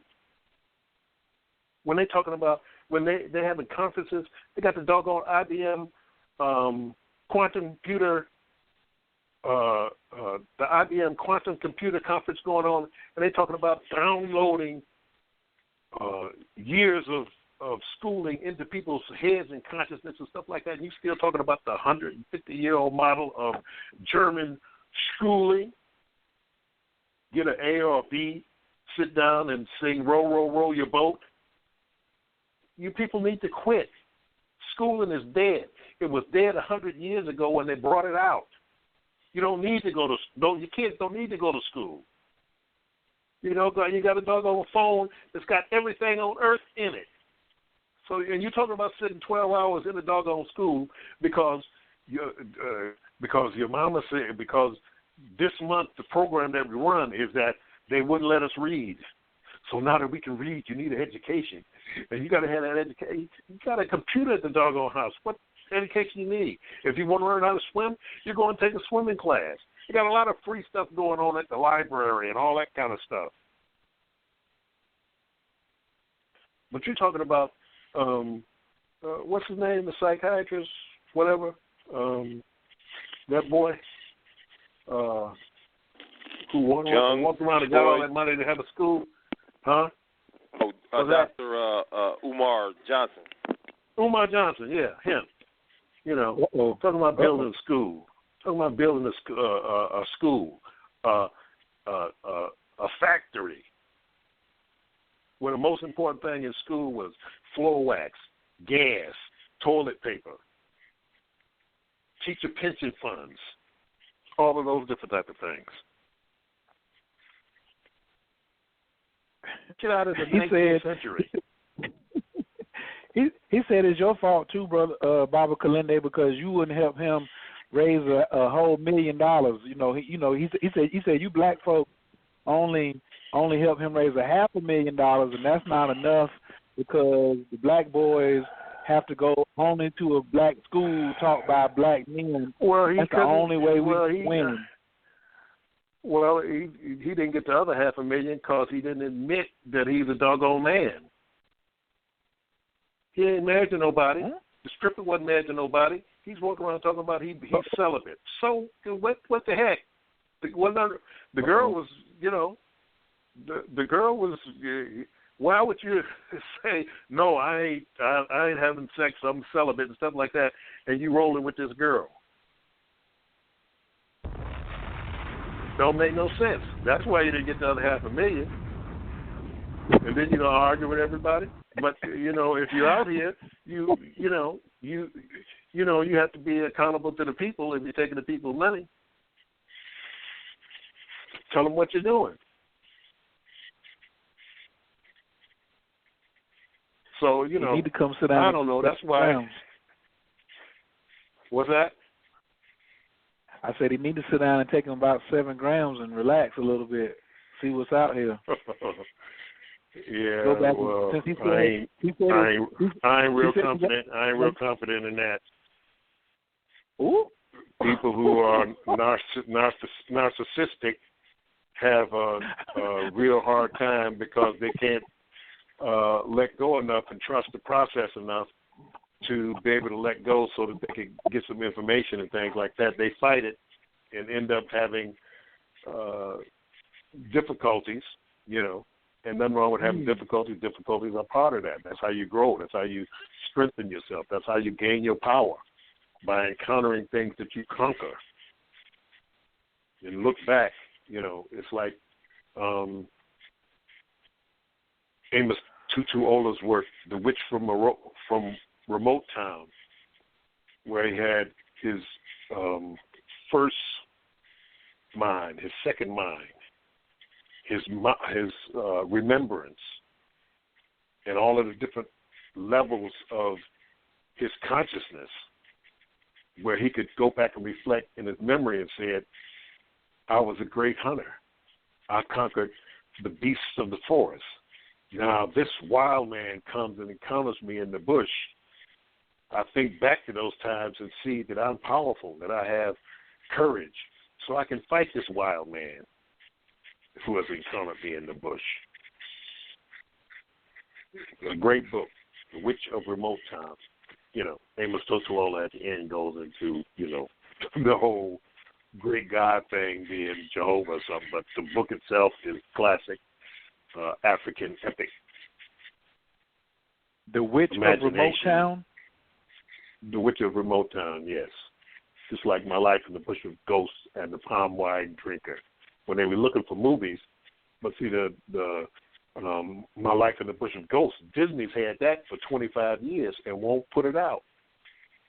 Classic Lord of the Rings, Star Wars, My Life in the Bush of Ghosts, and The Witch of Remote Town. Classic Star Wars, Doom, Lord of the Rings, that whole type thing stuff about going into the bush of Africa and encountering the cold man who blows cold air out of his stomach and frees you up, throw you in his bag, get ready to eat you, all that kind of stuff. Nice works,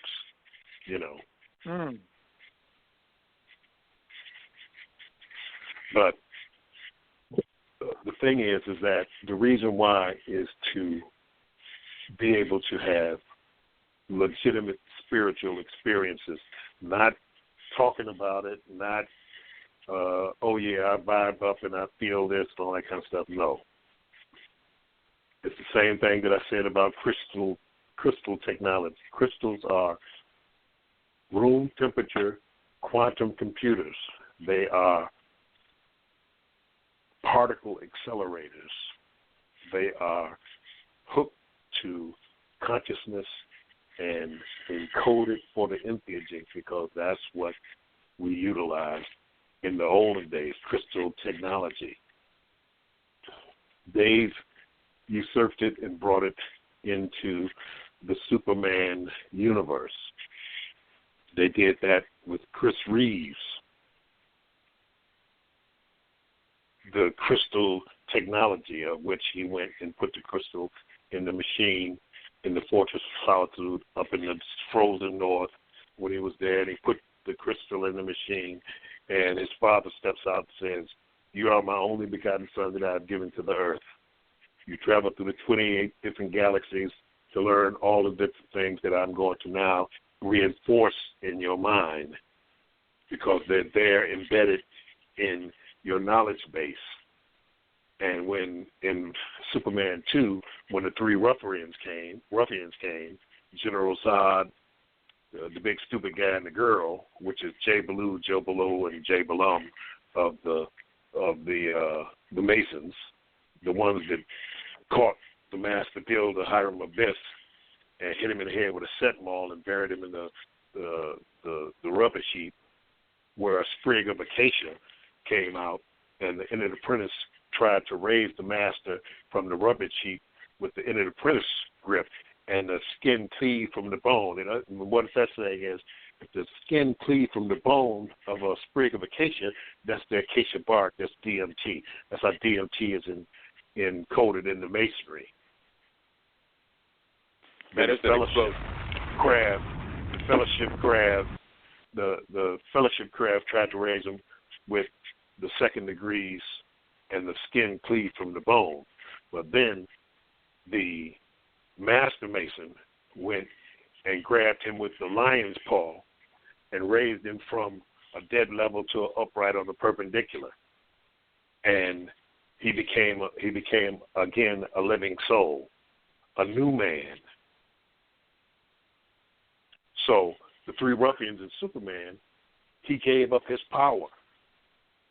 For what? He gave up his power for the woman, Lois Lane.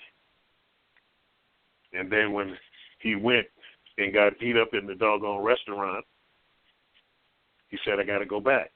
So he went back to the frozen north. He crossed snow into the frozen north, into the fortress of solitude. And while he was there trying to invoke his father who would not come, he saw the crystal glowing. And the crystal taught him how to be Superman again. And the crystals can teach each and every one how to be the Superman again, or the Superwoman again. Because we left mnemonic devices of memory with information in it, encoded in it, to be released under the influence of the entheogens. But if you don't take the entheogens, you just got a crystal. It's like having an Android phone and you don't know how to push the button to turn it on or how to charge it up. You just got a black box. And 1,000 years from now, if an asteroid hit this planet and did what it did in the Younger Dryas, come through here with waves, knock down St. Louis and Detroit and New York and Houston and Atlanta and all that kind of stuff is done but rubble, and they find an old Android phone or old Apple phone, and they say, "Oh, what is this? I don't know what it is." Yeah, but 1,000 years ago, people used to use these as magic mirrors. So they put them in the museum, or you get them. And there's a new spiritual age going on. And they found these phones, and they take the phones and they put them in a circle and put a candle in the middle. And everybody lay down and meditate around these Android Galaxy number 9s, and say, this is how they used them. This is how they used them. They laid down and meditated on them and thought about them and did yoga postures in front of them and all that kind of stuff, and hang them on your neck and all that kind of stuff. And me walk around taking entheogens and say, hold it, wait a minute. This is a technology. But, oh, yeah, sure, Kilindi, it's a technology. It's a spiritual device, I put it on my altar. I put 6 or 7 of them in my bath water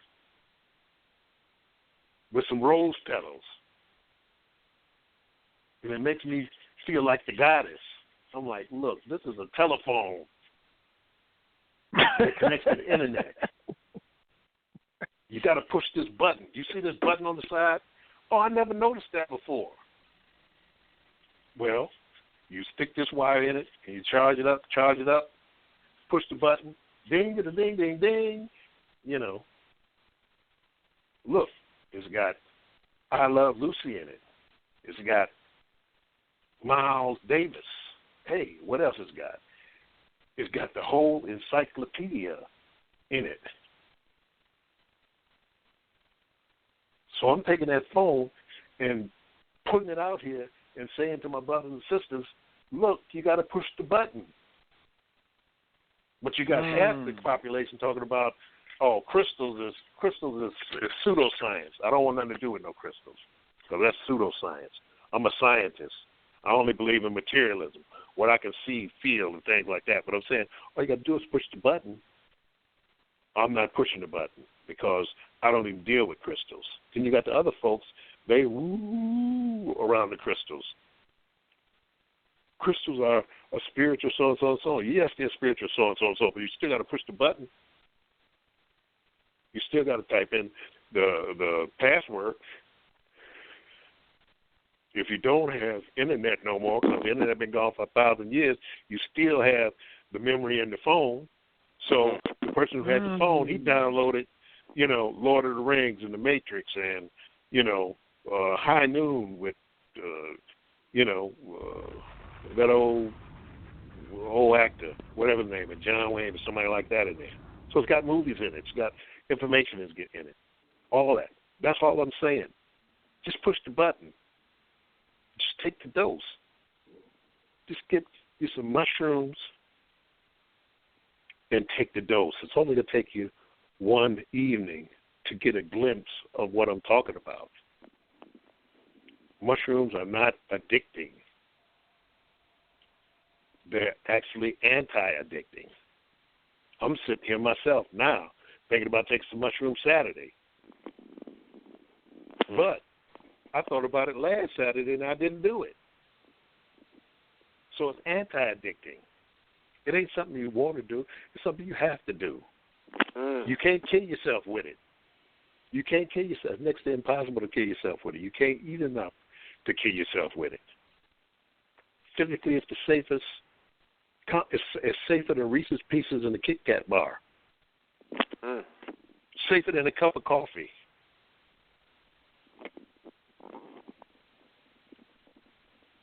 Well, what about my heart?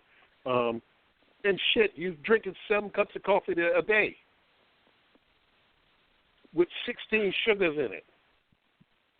And you're talking about something that has little effect on you physically. Yes, it could be psychologically challenging in your mess. In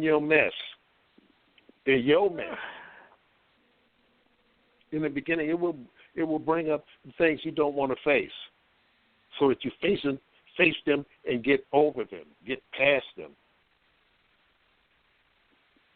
Then it opens up into new vistas, new ways of thought, breaking down barriers, prejudices. We have prejudices. They got nothing to do with race or anything like that. You got prejudices, you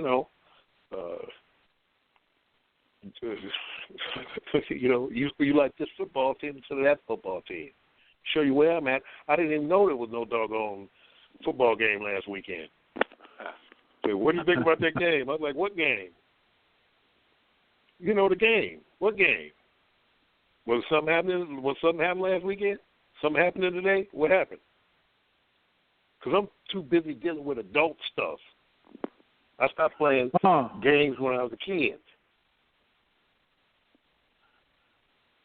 Grown-ass man sitting there, ain't got no money, sitting around wasting time looking at folks playing football. Get you some doggone mushrooms to see how the multiverse play football. Woo! That you got a galaxy moving on another galaxy. See how that outcome comes about.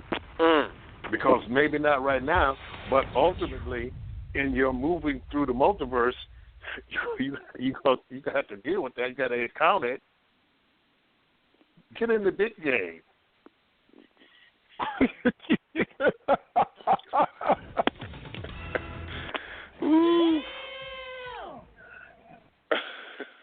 It's rocking and saying, damn.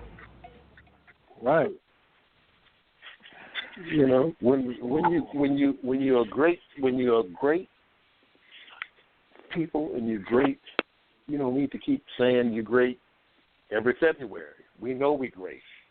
Let's do some great things.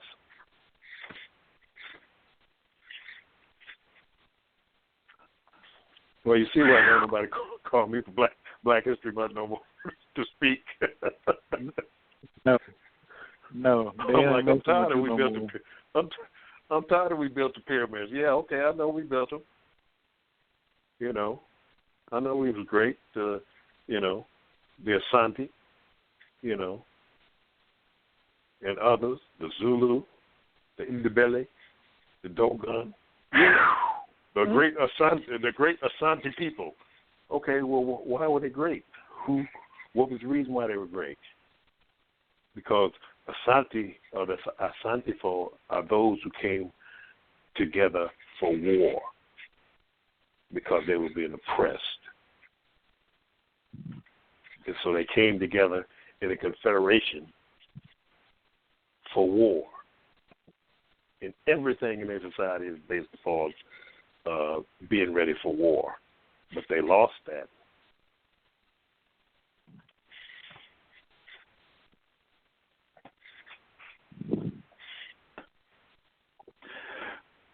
The Zulu. I've been to South Africa. I've talked with Credo Mutwa. Said, what does the Zulu mean? Zulu means star traveler.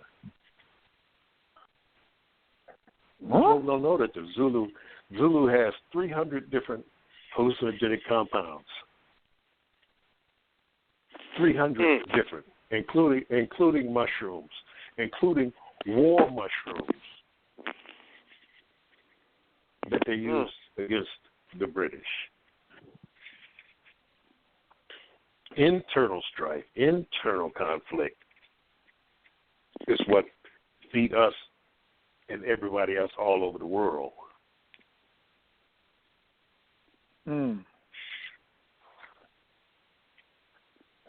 Folks in charge couldn't beat nobody physically because with all the might of the United States Army, they couldn't beat the Vietnamese. They in holes they dug for the French.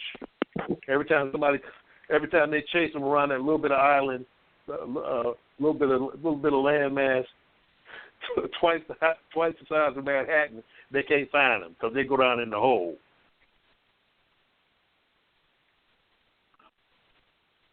Now they sitting around every place you go, pho, Vietnamese street food. I can walk down here, I can't even find a barbecue joint. Not that I eat barbecue and stuff like that. There's macaroni and cheese and some mashed potatoes and yams and stuff like that. I can't find one, but I can go right there down the street and find a Vietnamese street food. Yep. And the same veterans that walking around here that ain't got a dime to get on the bus, who fought in Vietnam, who got Agent Orange and all that kind of stuff flying the Vietnamese, who's sitting here selling pho noodles for $11 a bowl of noodles with some spring onions in them. You're going to walk past the same people that you fought and was killing right up the street here. Because this is a trick. It's a joke. It's foolishness.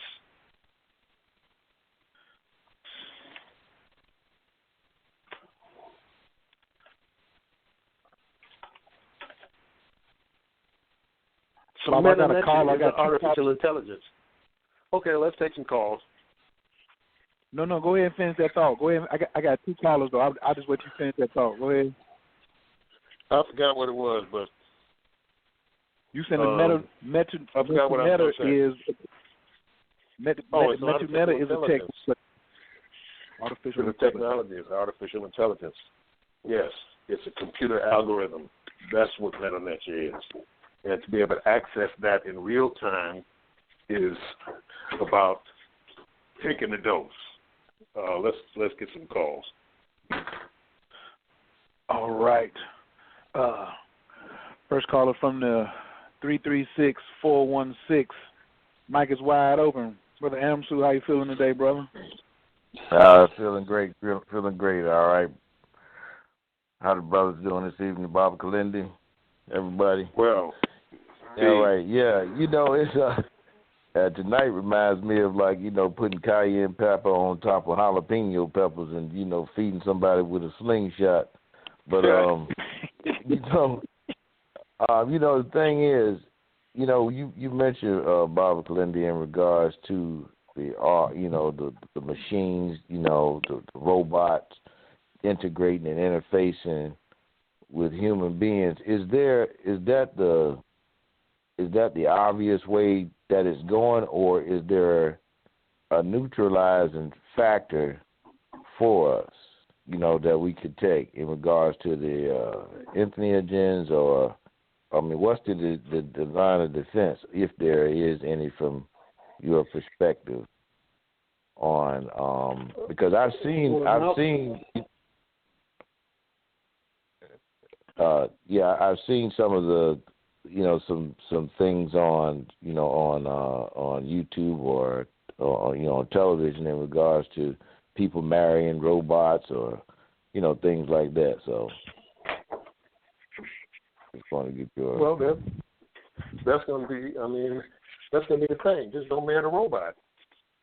You ain't got to sleep with your dustbuster. It's I mean, it's about knowledge, but people would be seduced into those areas, and it will become commonplace. There will be no stigmas, so this will be the move towards normalization. I mean, it's like now you can be upset about the different transgender people, things like that, but in the very near future you'll have changelings, people who can change their sex, being able to be a woman, a full woman at night at the club, and the next morning be a man to go to work. Oh, I'm going to get married tomorrow. Those type of things. Those type of things. Those type of things. You'll have multiple sexual people. Just like you had the hermaphrodites, but you'll have people who choose to be hermaphrodites, because with the CRISPR gene editing tool, you can make hermaphrodites. You can put sexual organs in different places. You put sexual organ in your armpit or behind your knee. These type of technologies they're not future technologies. These technologies are here now. But you got to gradually introduce it. You have to put a covering over other things to see how people take it. I was looking at TV. You have a whole section, a small section of society that are adult babies. You got grown men who are babies and pay people. They defecate in their diapers and they crawl around the house and and they are trying to get legislation so that they can be recognized as adult babies. Wow. So you got all kind of stuff coming through the pike, NAMBLA, whatever it is, the whole man-boy love thing, you got that. They're putting in legislation so that you can have legalized pedophilia. So, you got all different types of things coming down the pike, and you can't take none of them to heart. You can't let none of them knock you off your square. You have to these are things that are going on that are happening, but you have to stay aloof and alert in dealing with the multiplicity of different types of persuasions that are going to be legitimized by government and people's, and people's the way they deal with their sensibilities in life. It's a crazy time. But this is the crazy time. My grandmother used to say, these are the last days, these are the end times. Women going around wearing shorts and want to have a job at Chrysler. Now It's buck wild all over the place out here. My grandmother couldn't make it. Couldn't make it in the 21st century. She's trying to talk about it. What is you talking about? That's a lady. No, that's a man. That's a man. No, that's a man. That's a lady. And I'm just saying how my grandmother would view it. Me, I don't pay no mind to none of it. You know, I don't pay no mind to none of it because I don't have time to pay mind to anything. You who you are, be what you are, do your thing.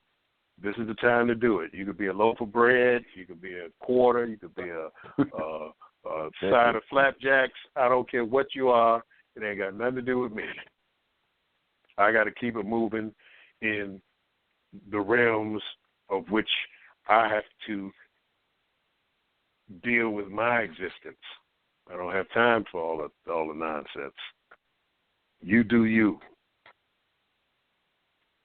I ain't on no crusades against nobody. I ain't on no crusades for nobody. I'm not going to be distracted by governmental politics, local or, you know, governmental in the non-local sense. You know, who the president, don't care. Could be a man, could be a lady, you know, doesn't matter. Could be black, could be white, because ain't none of them making no difference in my life. It's like when folks be saying, you know, how bad it was in the crash of 97, the financial crash. I'm like, shoot, what financial crash in 97? It's been a financial crash all my life. You know, so what the heck? Right. 97. What happened in 97 that was such a big deal? Well, they bailed out the banks. Shoot, well, ain't nobody bailed me out, so I don't care. You know, I ain't had no bailout. I ain't had no reparations, and it ain't affected me. George Bush was president. It's the same as when Obama was the president. The same when Clinton was the president. The same when Reagan was the president. What difference did it make? Not one iota. I still got my house. I struggle to pay the bill. You know. You know, and I know all the stuff and all the jargon and all that. You know. Right. Land patents and sovereign immunity and all that kind of stuff. And all that stuff is well and wonderful, and you may be right. But if you ain't got a bat big enough to knock the shit out of everybody that come to take it, then it don't mean nothing. Because everything these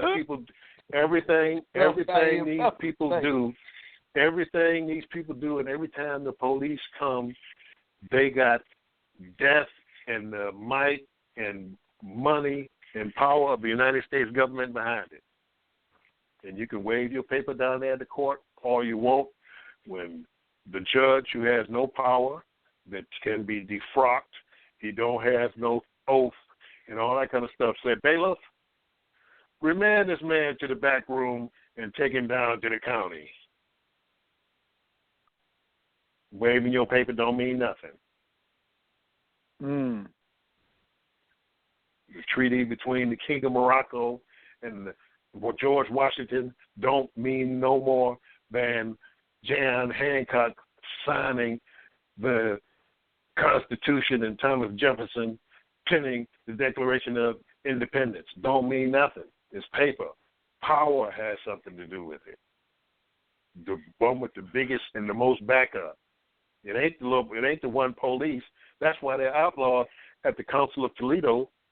They outlawed polygamy because polygamy was a powerful house and family. It's like when they come when they send the okay, it's you, your wife, your son, and your daughter, and they send the police to come and get you out your house.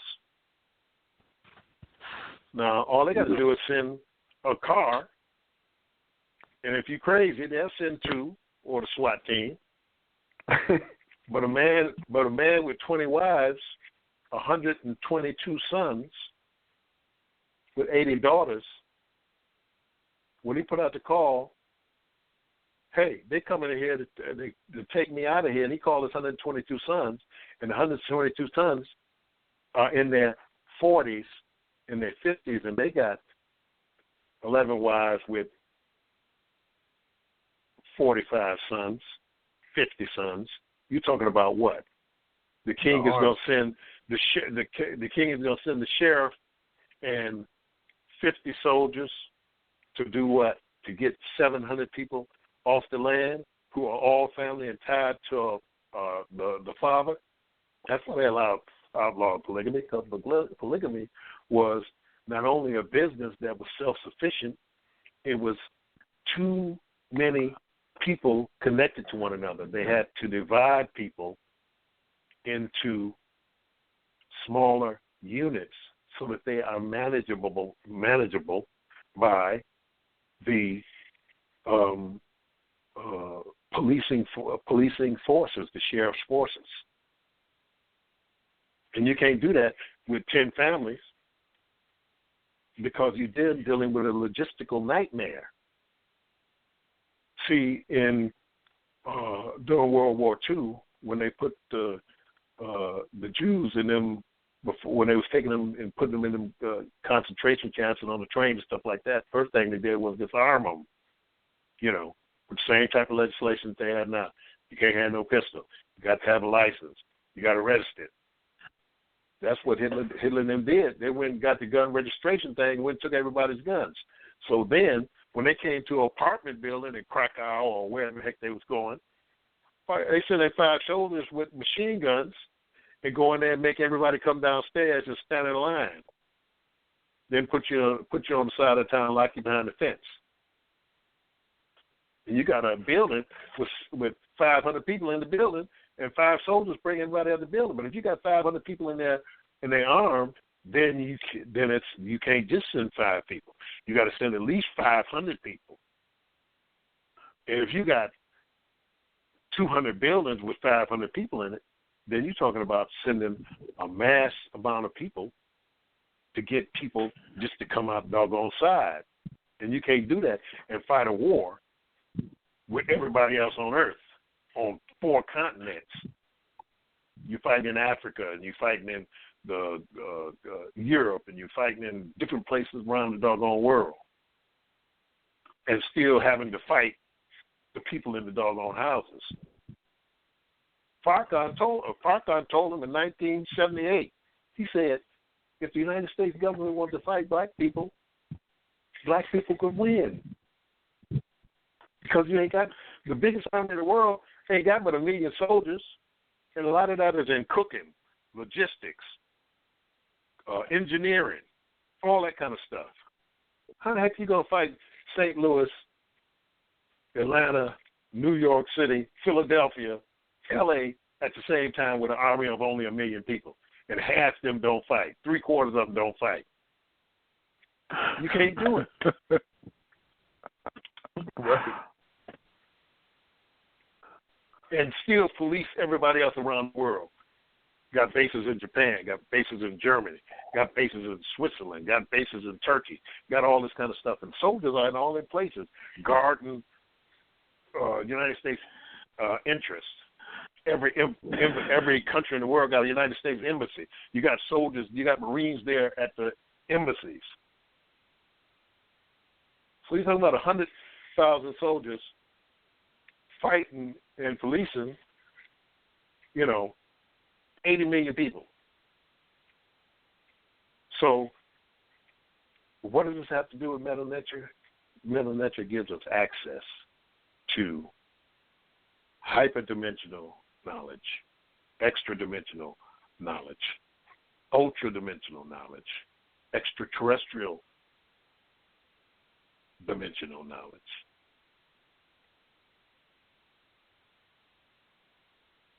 Knowledge that is timeless, that goes beyond time. Knowledge that is pre-universal, before the organization of this universe. Algorithmic relationship to what is deemed life. It is pre that. It is before that. It is after the future. Access to the multiverse and the infraparticle realms of existence of the very, very small. Metu Neter is a robot. It is an artificial intelligence. It is a place. So I know I'm going to get 1,000 calls about, or deluged with Facebook that, well, brother, you don't even read Metu Neter. Everybody in ancient times didn't read Metu Neter. The people that read Metu Neter read Metu Neter. It's no different than drummers or musicians, like drummers today. It's no different. Everybody ain't a drummer. I'm not a drummer. Chief Bey, Neil Clark, Olukushe, Laji Kamara, all the brothers who were drummers. They told me back in the early 70s, you ain't no drummer. Here, play the bell. And I know I wasn't no drummer. Because back in the day, if you wasn't no drummer, they would take your drum. Brother, you messing up the rhythm. And they take your drum and wouldn't give it back. Not everybody's a drummer. Everybody got a djembe, and you got 30 or 40 people playing june. The drums come in a family. You don't just play the djembes. Then you got female djembe drummer troops, where the females play the djembe drum for the dances. You got Japanese djembe drummers, troops. You got Indonesian people playing djembe. And as I said, you play what you want because they ain't the real drums no way. The real drums still ain't Guinea in Senegal, in the drum houses. I'm talking about them old drums with the shrines inside them, with that black medicine that come from Syria up under the underside of that drum, where it's been circumcised. And you got the pyramidal tying of that drum that was downloaded from hyperspace, how to string them doggone drums. And the entheogens that you took to be able to see in the forest, in the dark, in the night, the drum inside of the tree. Them real drums, if you play them and you ain't a drummer and you ain't part of the drum family, it will kill you and make you sick and you'll die. It'll wither first your testicles and your penis, and then you will die. If you're a woman, you play it, a woman plays it, a woman will die if she plays one of those real drums. But you got them tourist drums and you got them tourist drummers, and I don't care what part of Senegal you come out of, these little boys coming over here talking about their drumming masters. Please. That is a war drum. It is part of the technology of the warrior societies that exist outside of this solar system. They brought that drum here. They used to execute people with them drums, with the frequency of the slap on that drum. Tie you to a tree, one slap, disrupt your central nervous system, and kill you dead. And then chase your doggone soul through no.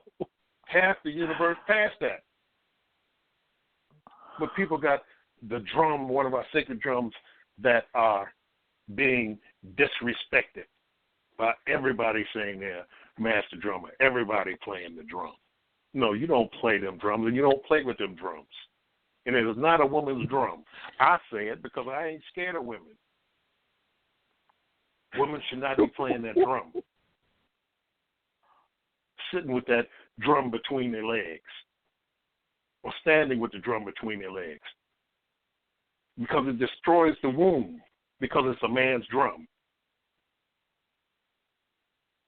Now, just not to be prejudiced and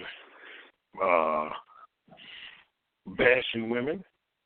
Women have women's drums that were downloaded from the planet of drums that they play, because they're women's drums and men can't play them.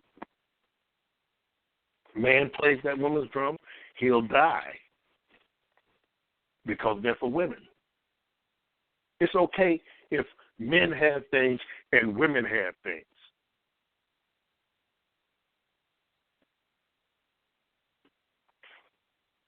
And everybody's not a god, and everybody's not a goddess. Everybody's not a king. Everybody's not a queen.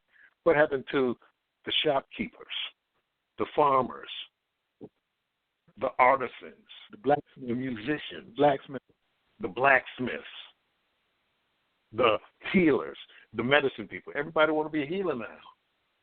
Everybody then took Reiki on the weekend, and now they're a healer.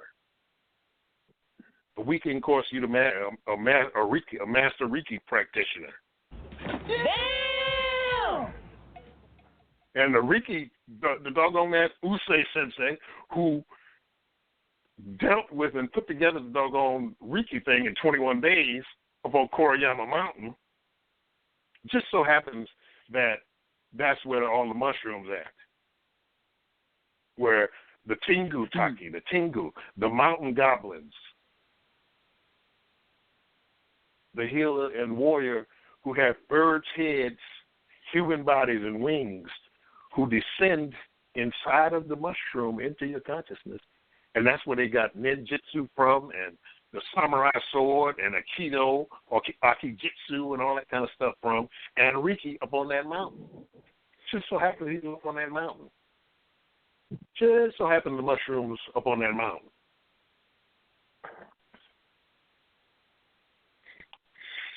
So, to my drum, after my djembe drum, because djembe is close to my heart. Because before that we had captured drums.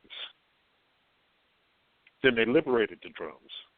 Captured drums were the drums with the metal hardware on it. Like the congas with the metal hooks on them that you got to turn with the drum wrench. Brothers started taking the metal off. We're breaking the shackles off the drums. The drums got handcuffs on them. So we broke it off and started roping congas. Then the brothers started coming from Senegal, bringing the djembe drums and things like that, and passing them on to the real drummers here. It's elder drummers here who are sanctioned to play them drums. They don't get no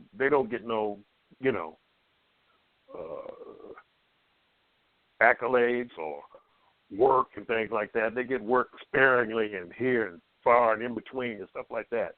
But let somebody roll in from Senegal, 22 years old, master drummer, come into town, and everybody go crazy. Oh, master drummer, so and so and such is coming. Listen, you're not even that old until you're 40 years old. You're still practicing manhood till you're 40 years old. 22-year-old man. When you turn 40, that's when you're a full, whole man. I don't care if you're 39 and you got kids, you're still supposed to be under your father's house, because it don't get passed down to you until you're 40 years old. When your father and the elder men say, okay, you done passed the test, you can have your own house, your own home, or you inherit my house or my home. See, we got a lot of work to do. So we got to clear out all the mess. And the entheogenic realms clear out that mess. It's time for us to embrace what is here and available like it's never been available to the average person in the last 15,000 years, 20,000 years, 30,000 years. When folks were sitting around the campfire eating the mushrooms, having shared experiences with the telepathy. Are there any more online questions? Anybody? We got one more. Caller from the 404-989. Your mic is wide open. Can I get your name and where you're calling from, please? Peace. My name is Rashid. I'm calling from Atlanta. Bless. Peace. Hey, brother. thank you for the platform this evening, Lord Firewater and Lord Khayr, and thank you for the lecture and the share, Baba Kilindi. My question tonight revolves around prayer. In relation to your speaking on the meta-netter and its use as a technology, and as in dealing with prayer, we kind of use that as a sort of technology to manipulate or change reality as well. But I was wondering, from your experiences with the mushrooms and entheogens, is there, or what are your outlooks or your thoughts on the relevance of prayer in today's form versus traditional form, or the irrelevance thereof, and how it relates, or how it's affected by the entheogens? Well, entheogen is a relationship. That which you pray to now, that you can't see, don't have a relationship with, other than in your own thoughts of how that has been related to you over time, be it your grandmother or the system you're in or whatever. Entheogen gives you direct access to whom or whatever you would be praying to in a conversation as equals. You know, you're making you're making a you know, it's like going to, you know, if I go to Khayr's, you know, house and we're going to make a pact to support one another, you know, I'm not just walking around my house saying, Khayr, oh, give me some help, I need some help and stuff like that. And, you know, I get in the car, ride to wherever Khayr's house is, and we sit down and negotiate face-to-face, man-to-man, you know, what are the tenets of how, you know, you're going to support me if this happens, I'll support you if that happens, you know. If Big Annie, who's 285 pounds, go to beat you up and you ain't but 114 pounds, and I'm 250, you say, well, I can handle all 115 pounds and all 120. I may even handle 130, but 270 is pretty tough. If the 270 guy comes, you know, you support me with the 270 guy, you know. So it's a relationship that is based upon the experience of being there and seeing and knowing and relating to whom you would be praying to, which is nothing more than your own higher self, which makes it obsolete, really, because you fold into your higher self, and right. there's nothing to pray to. You're just having a conversation with yourself on what you're going to do. So it takes it out of the realm of the theoretical and places it into direct contact, so that it can be utilized from the vantage point of experience. Wow, that's amazing. Thank you. And I would imagine that holds true for things like chanting and or affirmations and things as well. It kind of pushes those aside and makes those irrelevant in perspective. Well, affirmations, you know, positive thinking and thought and all that kind of stuff. Those things are good. But the thing is that, see, when you start to understand your own power and you have access to that higher self in a real-time sense, it brings you, it gives you a view from the bridge, as Chancellor Williams would have said in Destruction of Black Civilization. I mean, not Destruction of Black Civilization, whichever one it is, Chancellor Williams' book. But it gives you a view from the bridge to where you can see from a higher vantage point, and that's what you want. I mean, in a regular, everyday, Monday thing, you know, giving yourself a pep talk, that's all fine and well and good. You don't have to fluff that away.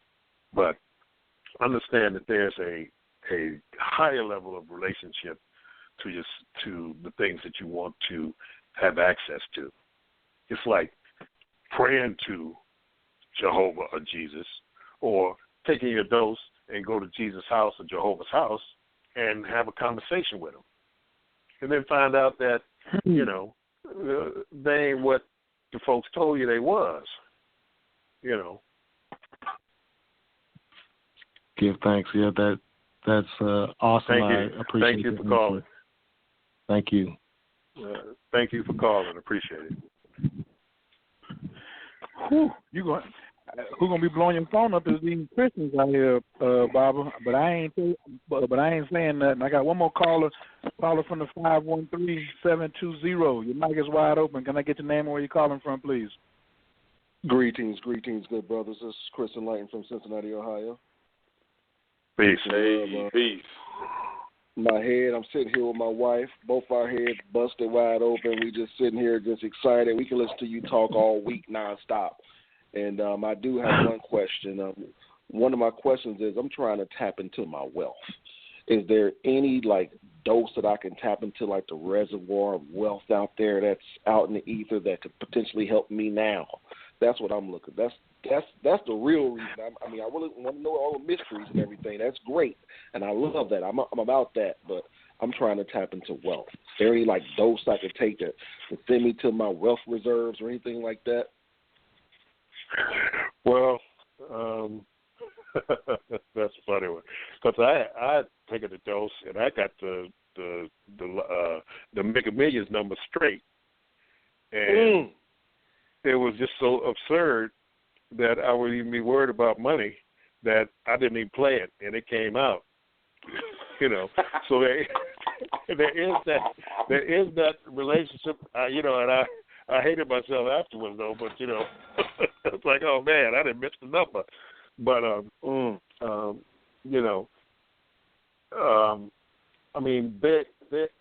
taking entheogens is not just a taking them. It's a discipline. It's an art form.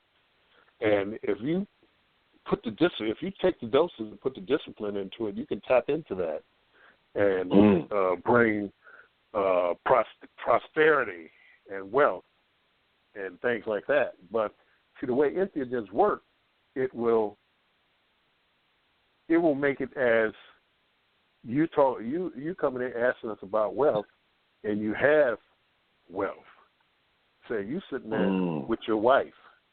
You sitting there with your wife where, people are fighting and throwing each other out the window and killing their children and arguing and fussing and fighting and chasing each other down the street and not trusting one another, looking at each other's phone and getting in their Facebook. You already have your wealth. You just need to discipline yourself bit by bit to continue bringing in the things that you need as resources to be able to live your life to the fullest. And that's the way mushrooms talk. You ask them for wealth, and you got the wealth right there. Your family is your wealth. That's where your resources flow from. And that's what the ancients talk about. Money is something. I ain't got no money. I'm broke, but if I want to go to Indonesia tomorrow, I get on the plane and go to Indonesia tomorrow because the resources, the currency will be there no matter what. So I'll be walking down the street and find $5,000 to go to Indonesia if that's what I wanted to do because the universe does that. So that's how mushrooms and the entheogens work. They don't work in the, that kind of way. But if you put the effort forth and the discipline and the dose, you can invoke that if that's what, like you said, the biggest thing that you want to do. And I don't really think that's the biggest thing you want to do. The biggest thing you want to do is to live your life safely, happily, and for your family to grow. That's the biggest thing. Understood. Thank you for that answer. I appreciate that. No problem. So Bob, I want to just get on that one a little bit. When you said if I wanted to take a dose and go talk to Jesus, I'm going to take a dose and go see the Jade Emperor or Lakshmi because those gods came out of the mushroom. So if I want to jump on my magic carpet and ride over there and have that conversation with her. Is that kind of like, am I putting that together right? Like I told him, it's a discipline. If you want to do that, everything is available for you to deal with an experience. That's what it's just like the Black Panther. When he took the purple herb, he went to the land of the ancestors and the folks were there. And, his father told him, he said, I told his father, I said, I can't stay here with y'all. I still got stuff to do. So I'm going back. But that's what entheogens do. They give you the access to be able to learn from the ancient ones, the sages and stuff like that. That's why I said technology is just like the mandala. Inside of the mandala, once it opens up and three-dimensionalizes, it's a house. It's a place where the Buddhist sages exist, and you can go in there and study with the different Buddhas and sages of that particular system. And I just said Jesus and Jehovah for just example aside of that. Don't nobody want to go see them.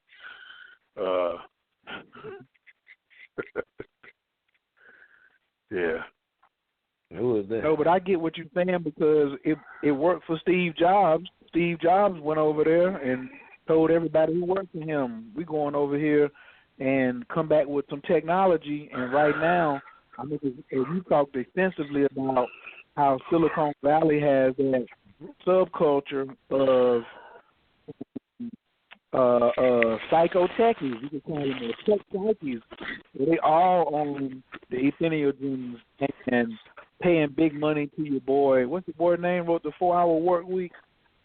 Timothy Ferris to come over there.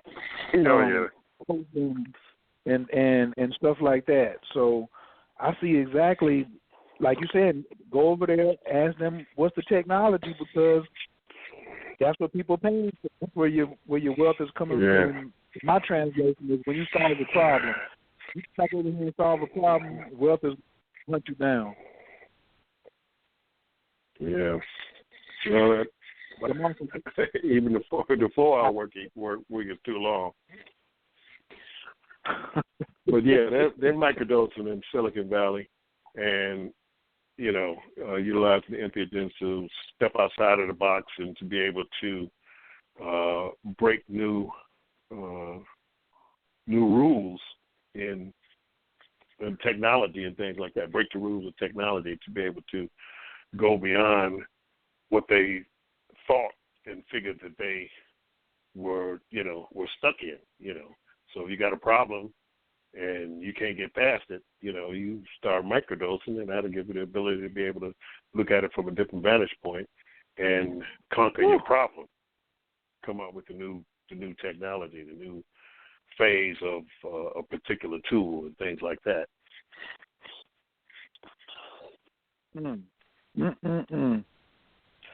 You out here creating some monsters out here, Baba Kilindi, just with the seeds that you planting.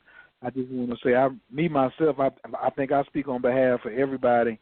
All of us are eager to put this in the practice and go here and tap into these ancient sciences. My question is, when you're saying we're looking at the papyrus earlier tonight, does it have to be a particular papyrus that came from Egypt, or like most everything is on the internet? Do we print something out, or we can find like different artwork got the glyphs on it, or it has to be the original language of the Metu Nete? Well, you of course it's better if you had a original papyrus or whatever, but you just want the frequency to be able to get into the realm, because the realm is self-existent. It ain't got nothing to do with the actual area of being authentic or anything like that, because you ain't gonna get nowhere close to no authentic unless you go be tripping in the museum or something like that. So if you get one that is actually, you can go to even if you go and print something up. Like if you went to Papyrus of Ani or the Papyrus of Kunefer, or you could get one of the, you could even do it off of your computer or something like that. Go to one of the original papyri and, go to Kinko's and, just, get a color copy of it. You could still do it with that. Because it's the frequency, Say no more. Say less, as we say. Thank you, Barbara. All right. Next weekend. Thank you all for having me. I just want to give you just a warm up. We're coming with that tantra next week. We gonna give you plenty of time to be technical. There's a lot of these sisters still out here paging me after the show asking about, and you gave me a little bit last week about the semen retention, and I damn near got in an argument with her the last night. You know what I mean? He just was. Anyway, that's a whole nother. He's a Montauk Chia guy. But next week because it's the day before Valentine's Day, so we're gonna go ahead and let the sexy out, and then we're gonna do that Younger Dryas on the 20th. So next week is Tantra, love, relationships, and what do you call it? What's that you say the glitch in the matrix is when you fighting? What's that? The algorithm. What's the algorithm that's holding us up? Because we gotta beat that. We gotta beat that algorithm. Like everybody, and like you and Brother Chris has got a wife. You know what I'm saying? A lot of us out here, it's not working right because that algorithm we fighting, and I don't think people really have realized the program that's in there and the glitch. So I want you to come with the message for the sisters week around deprogramming. We'll get into reprogram. We'll get into it next week because that ain't a glitch. That's an actual program that they inserted, into the matrix. So it's not a glitch. It's an actual on-purpose program. But we'll talk about that next week. You all have a good evening, and I'll talk to you soon. Peace. Thank you for having me on. Peace. Peace. That one was big time right there. I got to open all the mics to everybody who's on. We got to have the end of this. We got about 4 minutes. Let me open Rashid's Firewater. We got to start it off with you. Then we go on to Amsu. Come on, man. What just happened here? I don't know what's going on in the heavens. I don't know what's in the air or the water. But I've listened to everything he said online, and I don't know if I've ever heard him go off like that. That was amazing. I'm going to have to run this whole show back. My goodness. Yes. Amsu, how you weighing in today? I like I said earlier, I said that was cayenne stuffed jalapeno peppers tonight. So that was definitely 5 BTUs, everything. And it's good that this information is coming up. The subjects are being brought up, so that we can start to deconstruct, break it down, look at it, and examine stuff, and learn some things, and push the envelope so that we can start creating our own realities and be grateful for that. All facts. Rashid? Yeah, I feel like we're getting down, or we're talking directly to the ancestors. I feel like we're getting the information that, or we're being reminded, we're being reminded of either past life or other dimensional experiences. And, yeah, it's resonating. I'm blown away, but it resonates. It feels familiar. Divine Queen, we know you over there in the cut. What you got to say? Peace, fam. What can I say? My mind was blown. I've learned so much. I'm looking forward to, exploring the brother's mind even more and hearing more, because I know he has a lot more. He's only given us a taste, and I'm ready for the full encore. Hey, and I'm gonna tell you that papyrus I'm gonna be looking at is that, what is that? That 58 scroll of Thoth? Is that what that is? Fire water. Oh yeah. The 58. Uh-oh. The 58. Which one? What's that? There's a couple of people making some noises out here. Right. Yeah. Right. There's a couple of y'all. Heavy duty. Is that? That's the one with the gates. Is that the one with the gates? Is that it? Nah, that's the one with the beings and the green letters. Yeah, man. Oh, with the 32 base